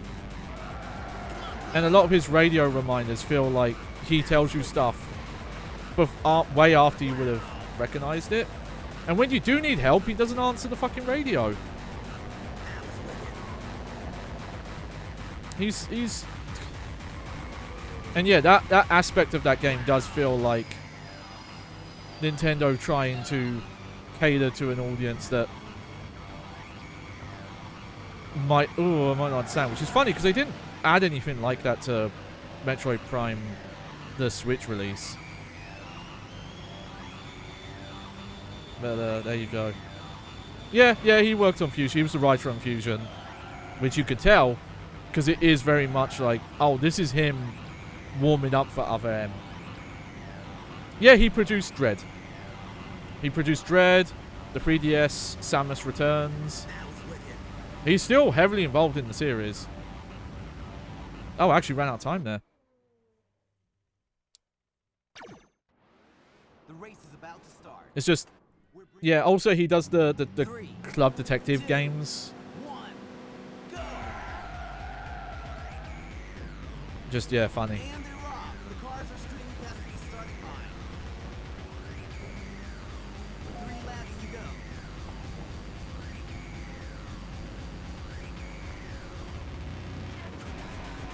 What's this? Oh, that was bad. Got too close for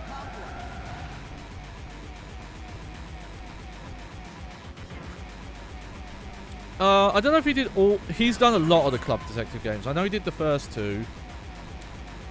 And I know he did work on Smiling Man, which shout out to another baghead there. You went into Metroid Dread? Metroid Dread's my favorite Metroid game.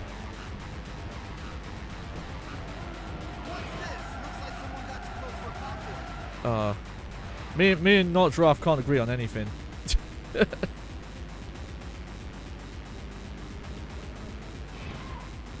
Yeah, no, I love Metroid Dread.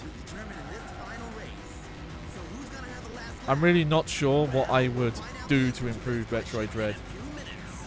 Even the music. I remember some people moaning about the music and posting it before the game came out. But I find when you're actually in the game, the music fits what they're going for. It's not music some of the tracks I wouldn't listen to outside of the game, but when you're in-game, they fit the vibe, the atmosphere they're going for. Prime 4's music, holy shit, some of the songs in that are amazing. Prime 4 might have the best music in the series. Phenomenal music in that game.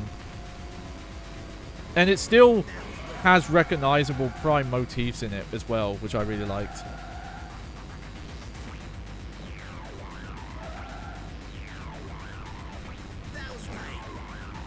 Oh, oh.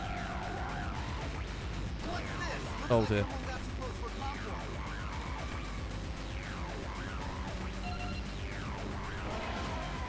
That was a little bad, but we've got a lap to catch up. Thanks for tuning in to Ridge City FM. We're proud to bring you this exciting race today. Okay, now stay with us. Oh, I love this. I believe this is the bass player for Mad Capsule Markets, who was like the main songwriter for them. I believe he is a writer-producer. He does stuff for Baby Metal every so often now. One of my favorite bass players. He does such interesting things with a bass. Like the sounds he would get out of a bass guitar for the solos were fascinating. Again, Mad Capsule Market songs don't have guitar solos, they have bass solos.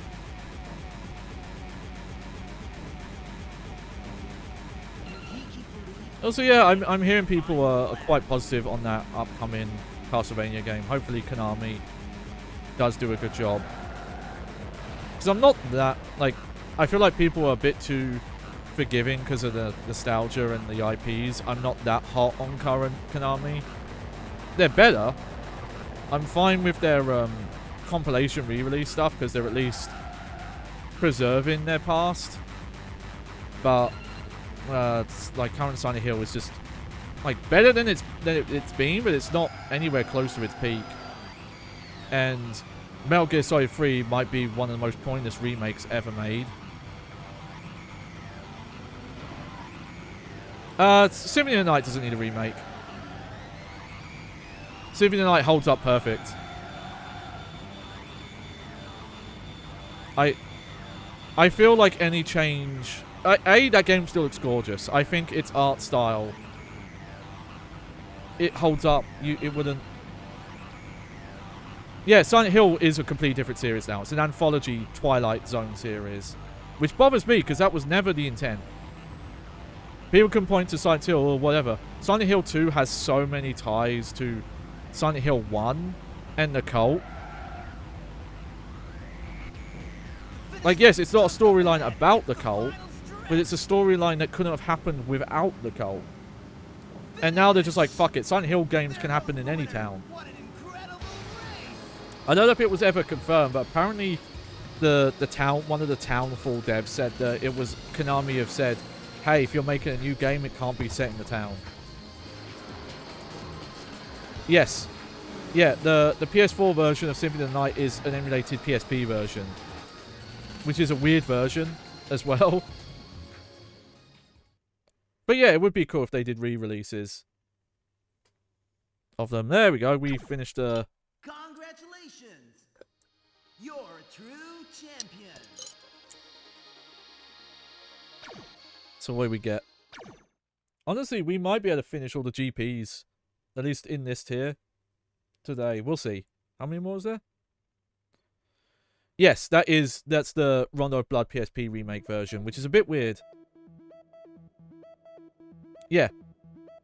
Also, the town is not a therapist town. Don't get me fucking started on that.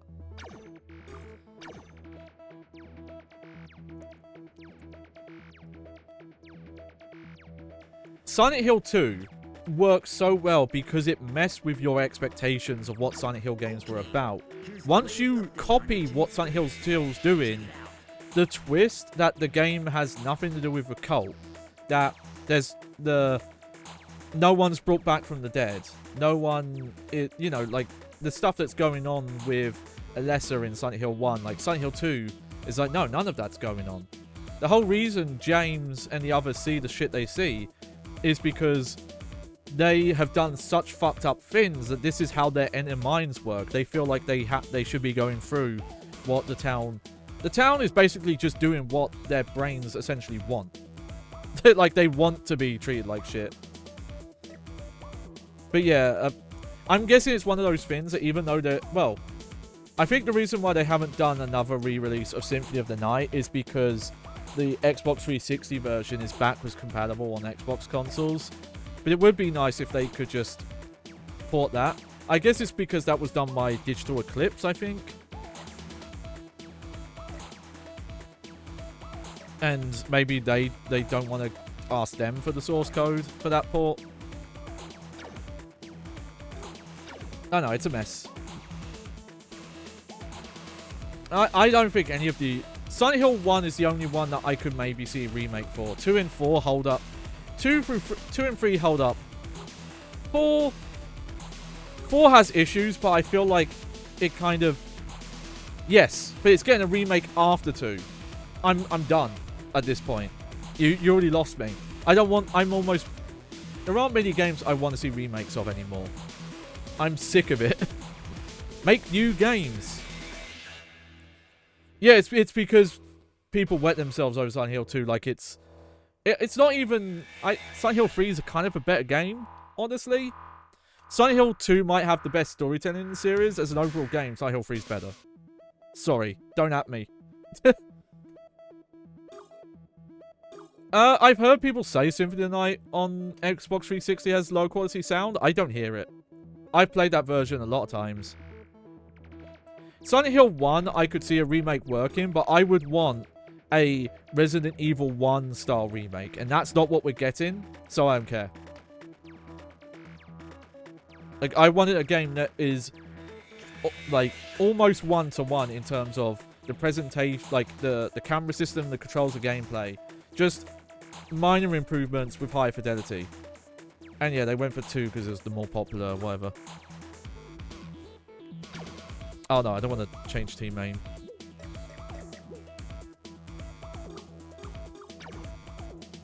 Okay, I want to see if we've unlocked any more.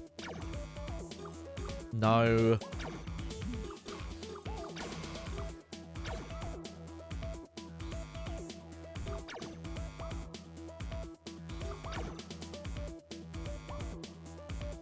Yeah. Hey. There aren't many Castlevania games in the Symphony of the Night style that I don't like. Even the ones that are, like, not as good, I think are still great. Yeah, Fatal Frame 2. That Fatal Frame 2 remake seemed real pointless. In some aspects, it looked worse. There's the boss fight with the dolls, the twin dolls. That boss fight looked worse in the remake. Like, it was gorgeous, but it was just, you could have made a new game out of this.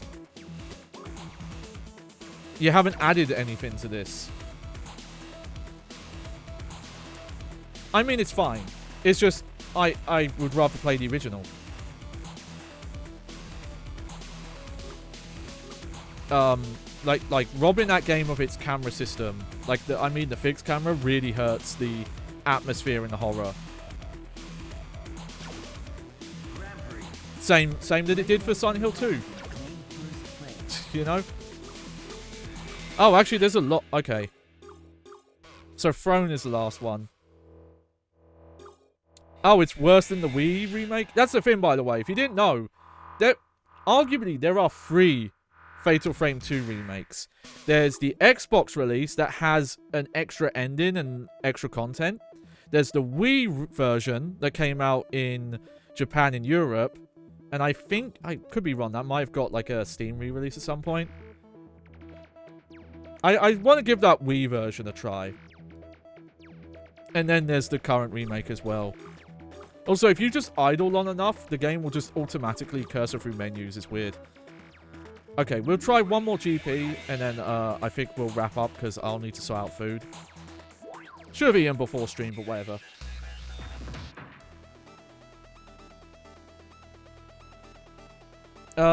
Didn't Wii remake come bundled with Fatal Frame 4? I don't know, actually. I don't think so, at least not in Europe, but I could be wrong about that. Maybe in Japan it did. But I don't think 4 came out in Europe. That one has a Steam re-release where they tried to hack in new controls. And Oh, fuck. I'm gonna do it. The original Fatal Frame Wii game, the not the remake, the new game. I always forget what it's called. Made in Blackwater, I think. Yes, it has a fan translation, but it got a Steam re-release that put in non-tank controls, because that original version, that's the Wii U one. I never remember. Mask of the Eclipse, is that it? It's the one Suda51 worked on, right? That's all I remember. The Steam version, yes, Mask of the Lunar Eclipse. There we go. Thank you, Donald Giraffe. But the original game has Resident Evil 4 style tank controls. For the Steam version, they try to add like 2D camera perspective controls so that you can like walk sideways, like face, you know, imagine the camera's here, that you can walk facing this way and that way. The camera's just not locked behind the back. No, there's an option. You can swap to a different control scheme in that Steam version, and it sucks. You know why? Tank controls are good, actually. I've got to reset my fucking timer. I haven't done this in over a year. I'm not sure how to find this, actually. I'm going to have to look at my bookmarks.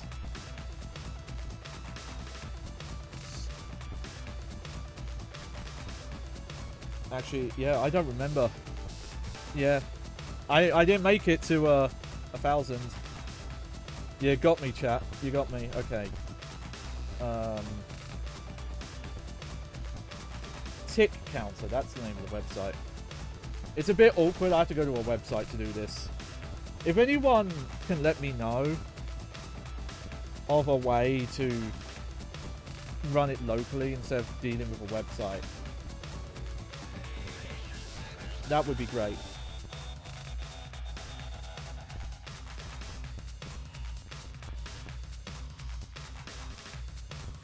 Because there are some limits with how this website works.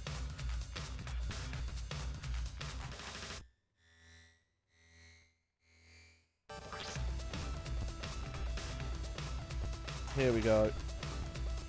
Yeah, there's no, like, reset. What I have to do is I have to update the date to current date, which is the 29th. And it is currently 9:46. There we go. And then give me a second here. I think I have to refresh. There we go. There we go. Look, I know I don't stream as much on this channel. The fact I went fucking like 2 years without going on a rant about tank controls, I don't know if I'll ever get that far again. The whole bit with that is that I used to make that point and have those kind of rants so often that this was a timer to kind of push myself not to do it as often, and I got complacent. As you do.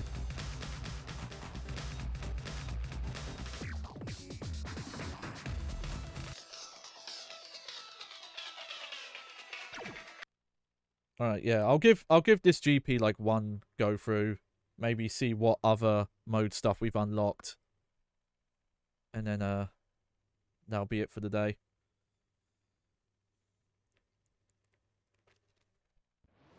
The race is about to start. Yeah, that's the thing though. If you ever get me talk about tank controls, my argument is not that tank controls are the best control scheme for every video game. It's that if you're doing a video game with a specific movement type and fixed camera angles, it is the better control method. Like, I'm not going to say Bubsy 3D is great because it has tank controls. There's a recent PlayStation 2 basketball, like Japanese only basketball game that got fan translated, and that uses tank controls, and I'm not defending that. Dr. Muto has a weird mechanic where you like suck in an enemy and then you can throw it as a projectile, and for some reason while you are carrying the enemy, your tank swap to tank controls. It is the strangest thing. I've never heard of that in a game. Well, Bubsy's not a PlayStation 2 game, so you're not going to see it on this channel. You'll definitely see it on the Bad Game Hall of Fame. That'll be a big one. I mean, you'll probably see most of the Bubsy games on the Bad Game Hall of Fame. But, you know, that's going to have a very extensive history section, research, all that. That's going to be a big moment, you know. I think the only 3D platformer that uses tank controls... Okay. I will say Tomb Raider, classic Tomb Raider, if you play the remaster, the collections, it honestly controls better with the original control scheme. Taking the way those games work, which essentially work on a kind of a grid system, and giving it like 3D analog control just doesn't work. In my opinion. It feels awkward. It works with the like the later Tomb Raider games that were built around those controls, because those games are built with more analog movement in mind. The PlayStation 1 games aren't, so it just feels off. And yeah, anytime they've done a fixed camera game and they've re-released it and they've put the alternative controls in, either it trivializes combat because you're able to do movement that you shouldn't be able to do, you know, like turn on a dime 180 in a split second, go from standing to running instantly, stuff like that. Or every time the camera cuts, the direction you're pushing the stick, you have to update it, and you end up like walking back and forth between camera cuts or spinning and moving in ways you don't want to. So there's an argument for it. I will say though, Resident Evil 1 remake and Resident Evil 0, block pushing feels better with the alternative 2D like analog controls. The reason I call them 2D is because the way 2D controls work is you're controlling relative to a 2D perspective. You push the stick to move up, like north of your image, down for down on your image. Ergo, you're thinking in a 2D perspective, whereas tank controls think in a 3D perspective. And also, that's not how an actual tank controls. I forget, there was a game I played at some point, maybe on the Bad Game Hall of Fame. Right, when we were doing the party games, there was a tank game that used actual tank controls where you had to use both analog sticks to move.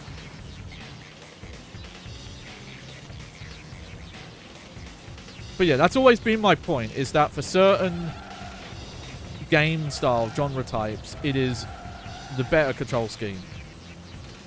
And I understand for some people, I've got family members on the spectrum where, depending on how they're doing, sometimes thinking in a relatively 3D space that's not your own point of view is too much for them. Like crossing up wires, it causes issues. And I'm never going to shame people for that, right? I think there are better options than just shit controls. I think if you've ever seen it, there is a hidden mini-map system in Silent Hill 2 that got discovered like 20 years later. And that, I think, is the better option. Because what that does is that gives you a viewpoint that is always player perspective that you can use for reference. Because it rotates the map as you rotate the character. It's definitely a debug feature. Like, the map's not amazing because it's clearly a leftover debug feature that they... Like, I don't think it's technically a cheat. I think it's literally a debug feature that they just left in the final game. Because the button combos you have to do to use it. Okay, we're not gonna play that song because that's the song that seems to trigger content ID stuff on YouTube.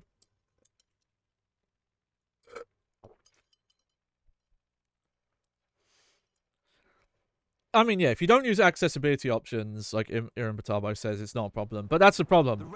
I don't have a choice. So, and, you know, it benefits people who might not have a disability. Sometimes people enjoy those features anyway. 3, 2, It bothers me 1, go! that a lot of games don't do full button rebinding. They just go, well, the system can do it, so that's good enough, and it's not. Because if you do it on the system level, you still have the button prompts, or glyphs as some games call them, in-game will be wrong. Oh yeah, we're starting to get to some of the reverse layouts now. What's this? Looks like someone got too close to a popcorn. I do like how this radio host says comfort. Comfort. It's obviously a non-native English speaker, but he does a phenomenal job. My main thing with accessibility is that it shouldn't be pandering. Accessibility features should allow me to play a video game on any difficulty level I want. It should let me be able to play with any online player cooperatively or versus, for example. So just saying, for example, like, oh, we're doing accessibility. Here's an easy mode where all the enemies can't kill you. That's not an accessibility feature. Fuck off. That's like asking me to join the Olympics, but I can't use a special Paralympics, but I can't use special equipment, but I only have to crawl like a meter. No. I'm not saying you can't put difficulty levels in your games, but don't claim that they're for disabled people. Because you're directly leaving out people who want to play, disabled players who want to play games on harder difficulties. Check him out. And yeah, if people moan about accessibility options, fuck them. There's usually deeper-seated, rooted issues with those people. Because, again, they're optional, and they're for people with various disabilities. I always remember there were people... Not many. It was definitely not many. We're talking maybe 2 or 3 people, right? When the FightK Discord was busier, unfortunately, development has been on hiatus for a few years, and the devs we don't hear from anymore, sadly. But there were people who would come into the Discord to moan about that there was a binding in some of games. Specifically, I believe Marvel vs. Capcom 1 was the game being complained about. But they were complaining that there was, but in the controls, there was a binding to let you do all punches and all kicks with one button press. And they were saying, oh, this gives players an advantage. It's unfair. It lets people do these mechanics that are harder to do if you don't have these bindings. And I had to keep saying, A, these are accessibility features because not all players can do that kind of button inputs. And secondly, everyone has access to them.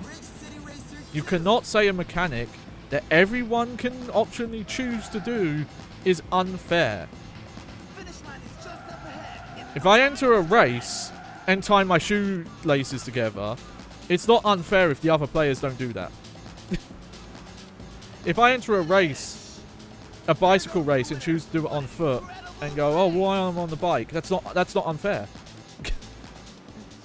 Stupidest fucking argument. And when I kept saying that the option you're saying that there should be separate lobbies for people who don't want to play with people using this binding, I kept telling you that's segregation. You're literally segregating disabled people away from the other player base. They were like, yeah, I'm fine with that. It's like, yeah, because you're a piece of shit. Fuck off. We're not placating someone like you. Anyone who is like, I'm into segregation? No. Because that probably means you're bigger in other aspects. If you're already like, oh yeah, keep disabled people in their own thing, it's going to reach other sectors. That's just the inevitability of it. Even if, like, subconsciously, You think that way, you're going to subconsciously think about a lot of things that way. So there you go. The race is about to start. We're bringing you this race today, live from Greenfield. 3, Alright. 2, Oh yeah, this entire GP is the reverse layouts. You know what? I think the oval might only be used in one of the GP races. 3 laps to go. Yeah, this game does not have a big track list. I think it's smaller than 4's even, and 4's is not like amazing. It's decent, but it could have been bigger. Oh, that's gonna leave a mark. Feels like it wasn't until Ridge Racer 6 where they really got into having a big track list, and then for Ridge Racer Vita they went against it. Like, actually, what if we just don't have any tracks and you have to pay for them all optionally for a full price game?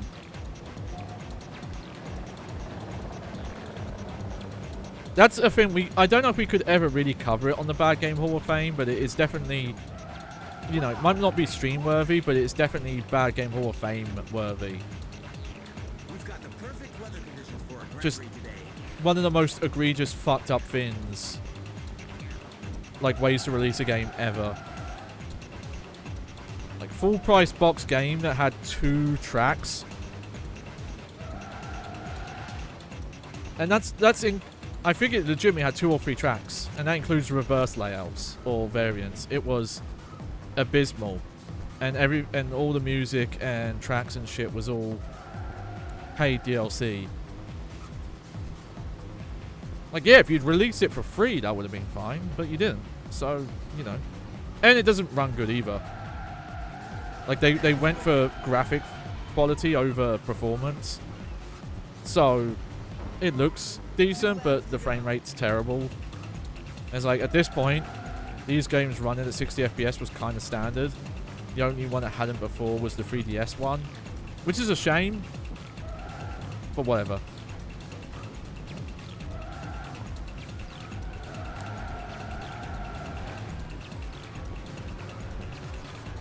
I've definitely gotten into the flow of this now. I might, in my own time, redo some of the GP stuff on normal, see if I can do it well now. But if I was to stream this, I'd more focus on the unlocking side, the new content. Because the GPs aren't different on the difficulty modes. They have different names, but in terms of the tracks, it's the same tracks. Many drivers are competing in various races throughout Ridge City. Whether they're seasoned pros or rookies, their goal is the same. It's to win the race. Win or lose, they all deserve our support.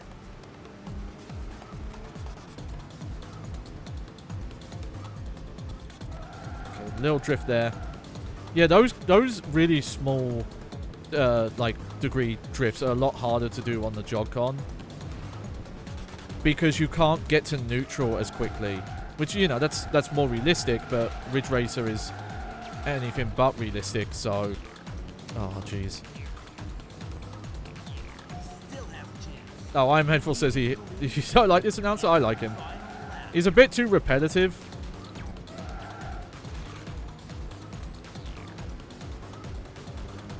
But he's very upbeat. Unless I'm, like, crashing, then he's a bit on my case. Ah.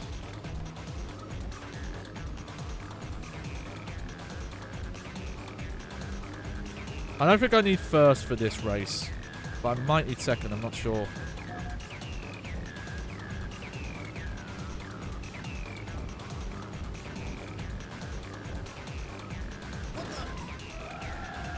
Ah. Yeah, that's why you can't hit opponents. That's why you can't rear end them. Oh, we're lapping someone.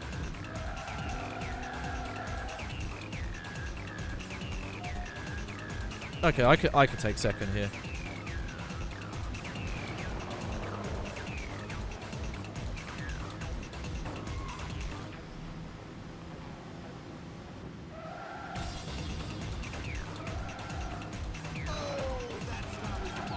Fuck. Wow, he was really battling me there.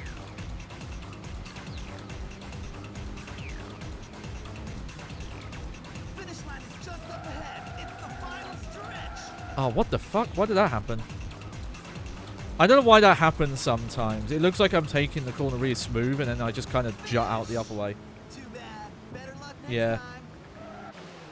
He has more than 5 things to say. It's just that they're very situational. The race is about to He'll start. say them like based on how the race is going. So if you're doing the same kind of stuff.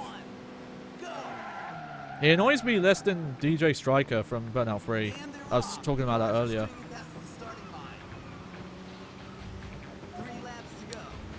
It's funny to me that this like grid back of the pack style arcade setup. This is how Gran Turismo games have been for the past like decade plus.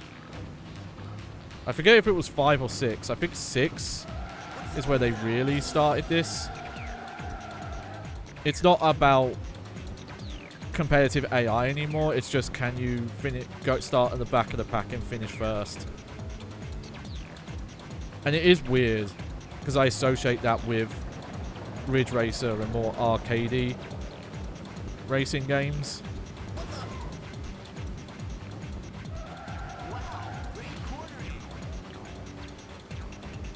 I don't know about that one, mate. We've got the perfect weather conditions for a Grand Prix today. Oh, oh. That was wicked. What's up? Honestly, the drifting saved me a bit there. Even though you lose speed, it's better than hitting the walls. The amount of speed loss you get from the wall tap is bad. And there I go, hitting the walls again.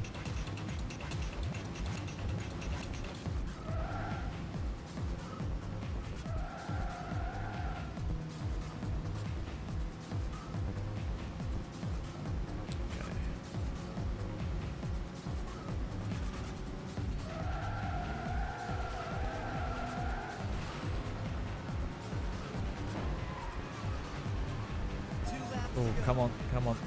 There we go.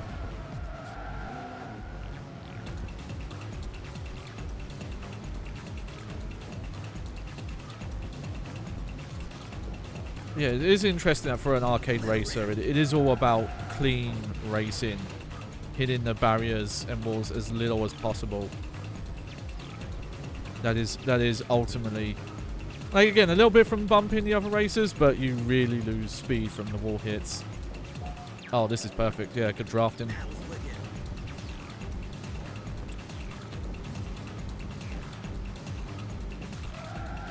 Wow, great cornering. Many drivers are competing in various races throughout Ridge City. Oh, nice. Seasoned pros or rookies, their goal is A the little same. bump, but the fact I It's took to that win other the turn race. there without All deserve our slowing support. down, that's good. I still find this interesting difficulty for easy. Because this feels like the same difficulty level as the entire, like, the PSP games. Like, this feels like the later GPs.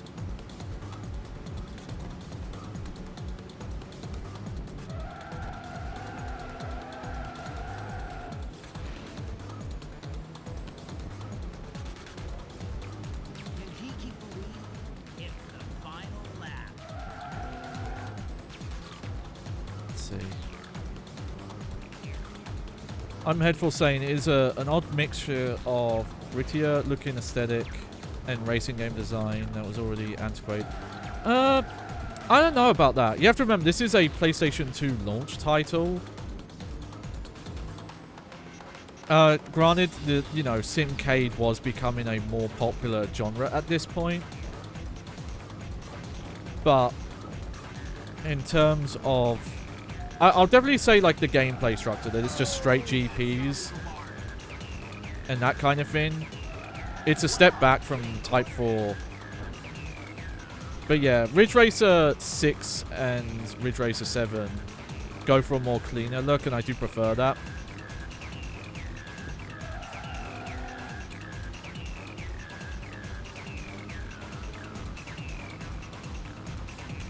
Especially because the cars in that game get a bit more futuristic looking. Kind of interesting because they kind of look closer to how some cars tend to look today, I'd argue, in places.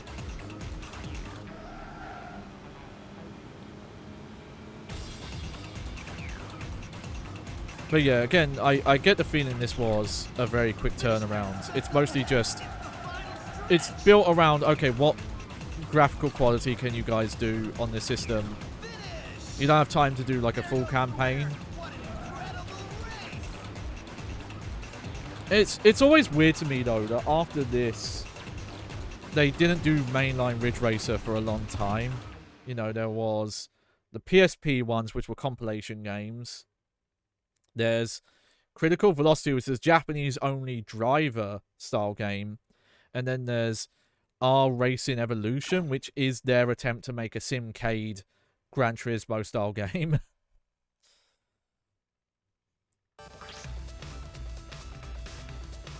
It'll be fascinating to check that out. Okay, this is the final round.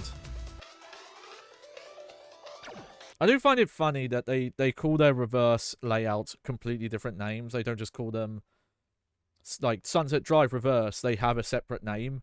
It does make, like, keeping track of how many tracks a game has a bit awkward because they count reverse layouts as separate tracks. The race is about to start. We're bringing you this race today. 3, 2, 1, go! At least they don't count mirror tracks as separate. And they're off. The cars are screaming past the starting line. 3 laps to go. I find it funny that in a lot of these GPs, it's the final course is actually like the simpler courses.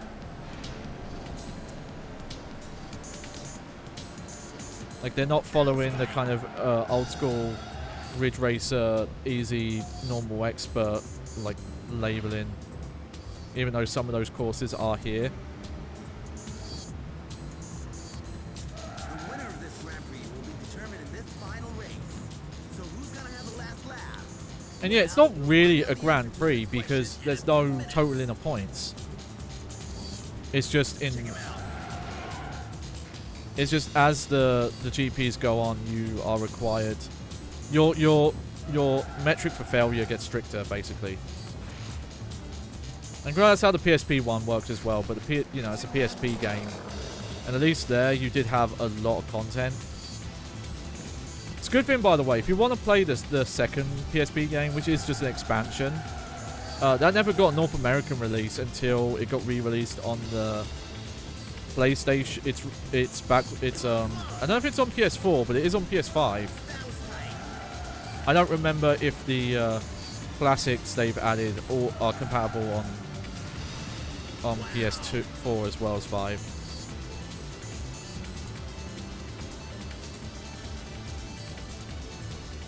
Because honestly, that second game it invalidates the first one, because it is just the first one with more content. You know, runs at 60, huge amount of content. There isn't much tracks from the series not there. It's mainly just the Ridge Racer 5 tracks aren't there. Huge soundtrack. A Left 4 Dead 1 and 2 thing? No. No, we're talking Dynasty Warriors versus Extreme Legends kind of thing. It's something that typically would be released cheaper, because we're talking like the fighting games where they get the re-releases that has the previous like DLC characters included, like Street Fighter V Arcade Edition. Oh no. Oh. Okay, well, I've got 3 tries left still.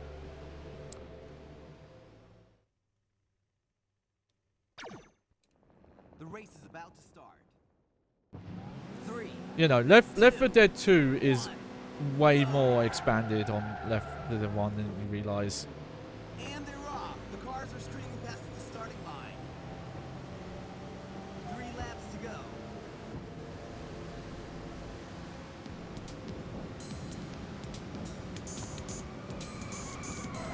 But Tekken 5 Dark Resurrection. There you go. If that got like a PlayStation 2 release, that would have been in the same space as like Ridge Racers 2 on PSP. I think that might be why they didn't release it in North America, is because they were worried it was going to be argued as like a rip-off. I mean, all they had to do was release it as a budget title and say like, yeah, this is essentially an expansion.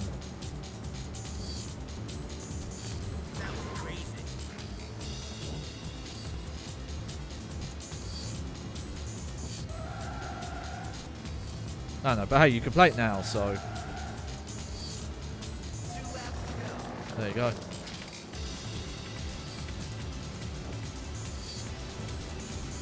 Check him out. Whoa, that's some wicked serious. That was tight.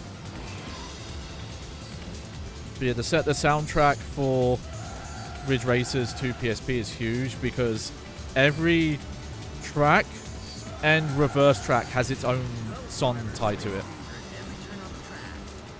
And they have a lot of either like classic songs or remixes. It's a great package. And it's good that people in North America can buy it now without importing it.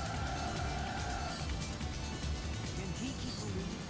It's the final lap.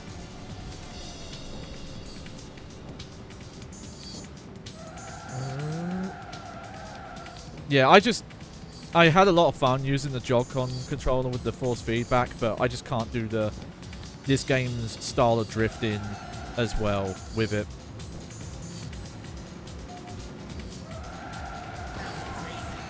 Oh, well, I should be fine.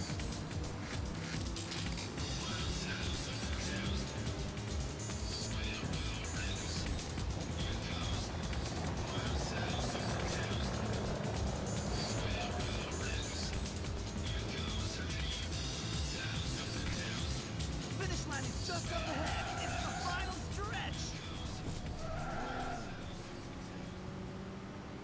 Finish. There we go. There goes the winner. What an incredible race. Oh, thank you, thank you. Oh. Congratulations. You're a true champion. Thank you. Let's see what we unlocked.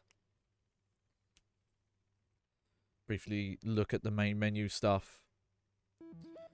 Now check in. Oh yeah, it's got to save. At 266 miles. Okay, here's the latest update on your team status. Check it out. New music tracks. Cool. You won the extra class. Yep. Only one round and oval course. You know what? We'll do that then.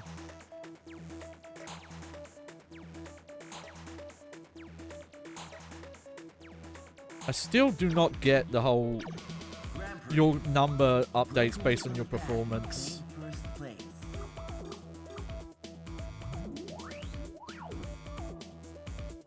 Yeah, it's interesting to think about it. Ridge Racer used to... I feel like this in the PSP games last time they did it, but... Again, the PSP ones, it's kind of hard to count because they are compilation games. But they always had... Oh, here's a site. Like, there's always one oval track. I feel like... Is it Rage Racer? I feel like might have started that. Huh. Well, the game crashed. Interesting. Okay. Give me a minute here.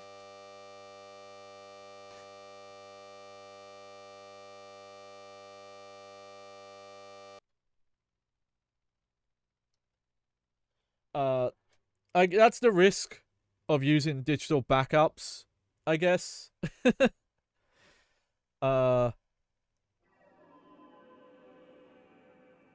Let Let me get back in. This shouldn't take too long. I do have to take the memory card out. I don't know what it is about this unofficial 64 megabyte memory card, but like if you power cycle the PS2 or like turn it on with the PS2 in, it doesn't like read immediately. You have to like leave it unplugged for a while.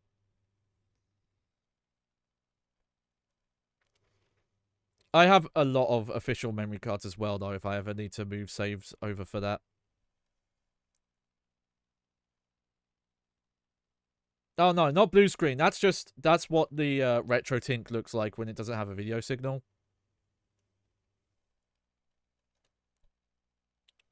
Okay. We'll give it another go. If it freezes again, then that means there's probably some open PS2 loader setting that I need to enable.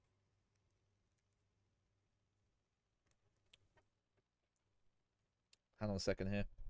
It's a bit annoying where my PS2 is. I can't get to the memory card port, so I have to move my monitor out the way. There we go.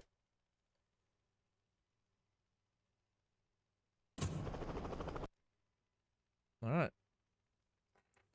Ridge Racer 5.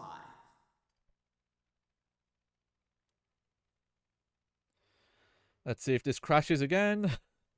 And if it does, then I'm going to have to do some research and see if I can figure that out. Again, for full transparency, the reason I do open PS2 loader is obviously not just to avoid the issue that discs sometimes have with scratches, old lasers, things like that, but I like to show the NTSC versions of games because often the PAL ones would run at lower frame rates or speed, and they wouldn't always include a 60 Hz option. And also, often, the progressive scan support is removed from PAL releases. So sometimes, like, if I want to show that off, I have to play the NTSC versions. And it's not like I can import every fucking... Especially with what import costs are now. Like going between US and UK, it's just not feasible. But I do have my PS2 copy of this on my PS2 display shelf.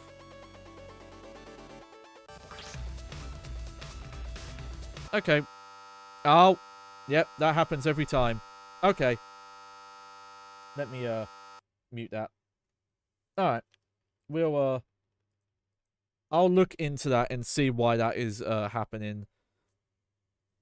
There is probably, you know, I'll do a brief look. See if I can find some.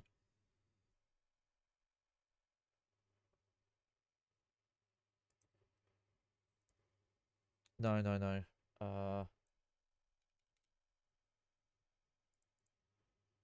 going to see if I can find some compatibility stuff or not. Because if I can't, then that means I'm going to have to just try random settings to find one that works.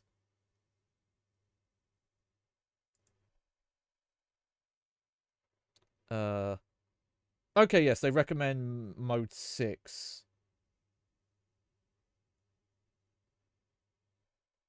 I'll try that.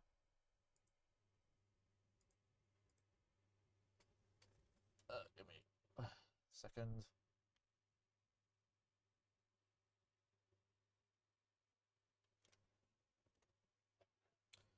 And if that...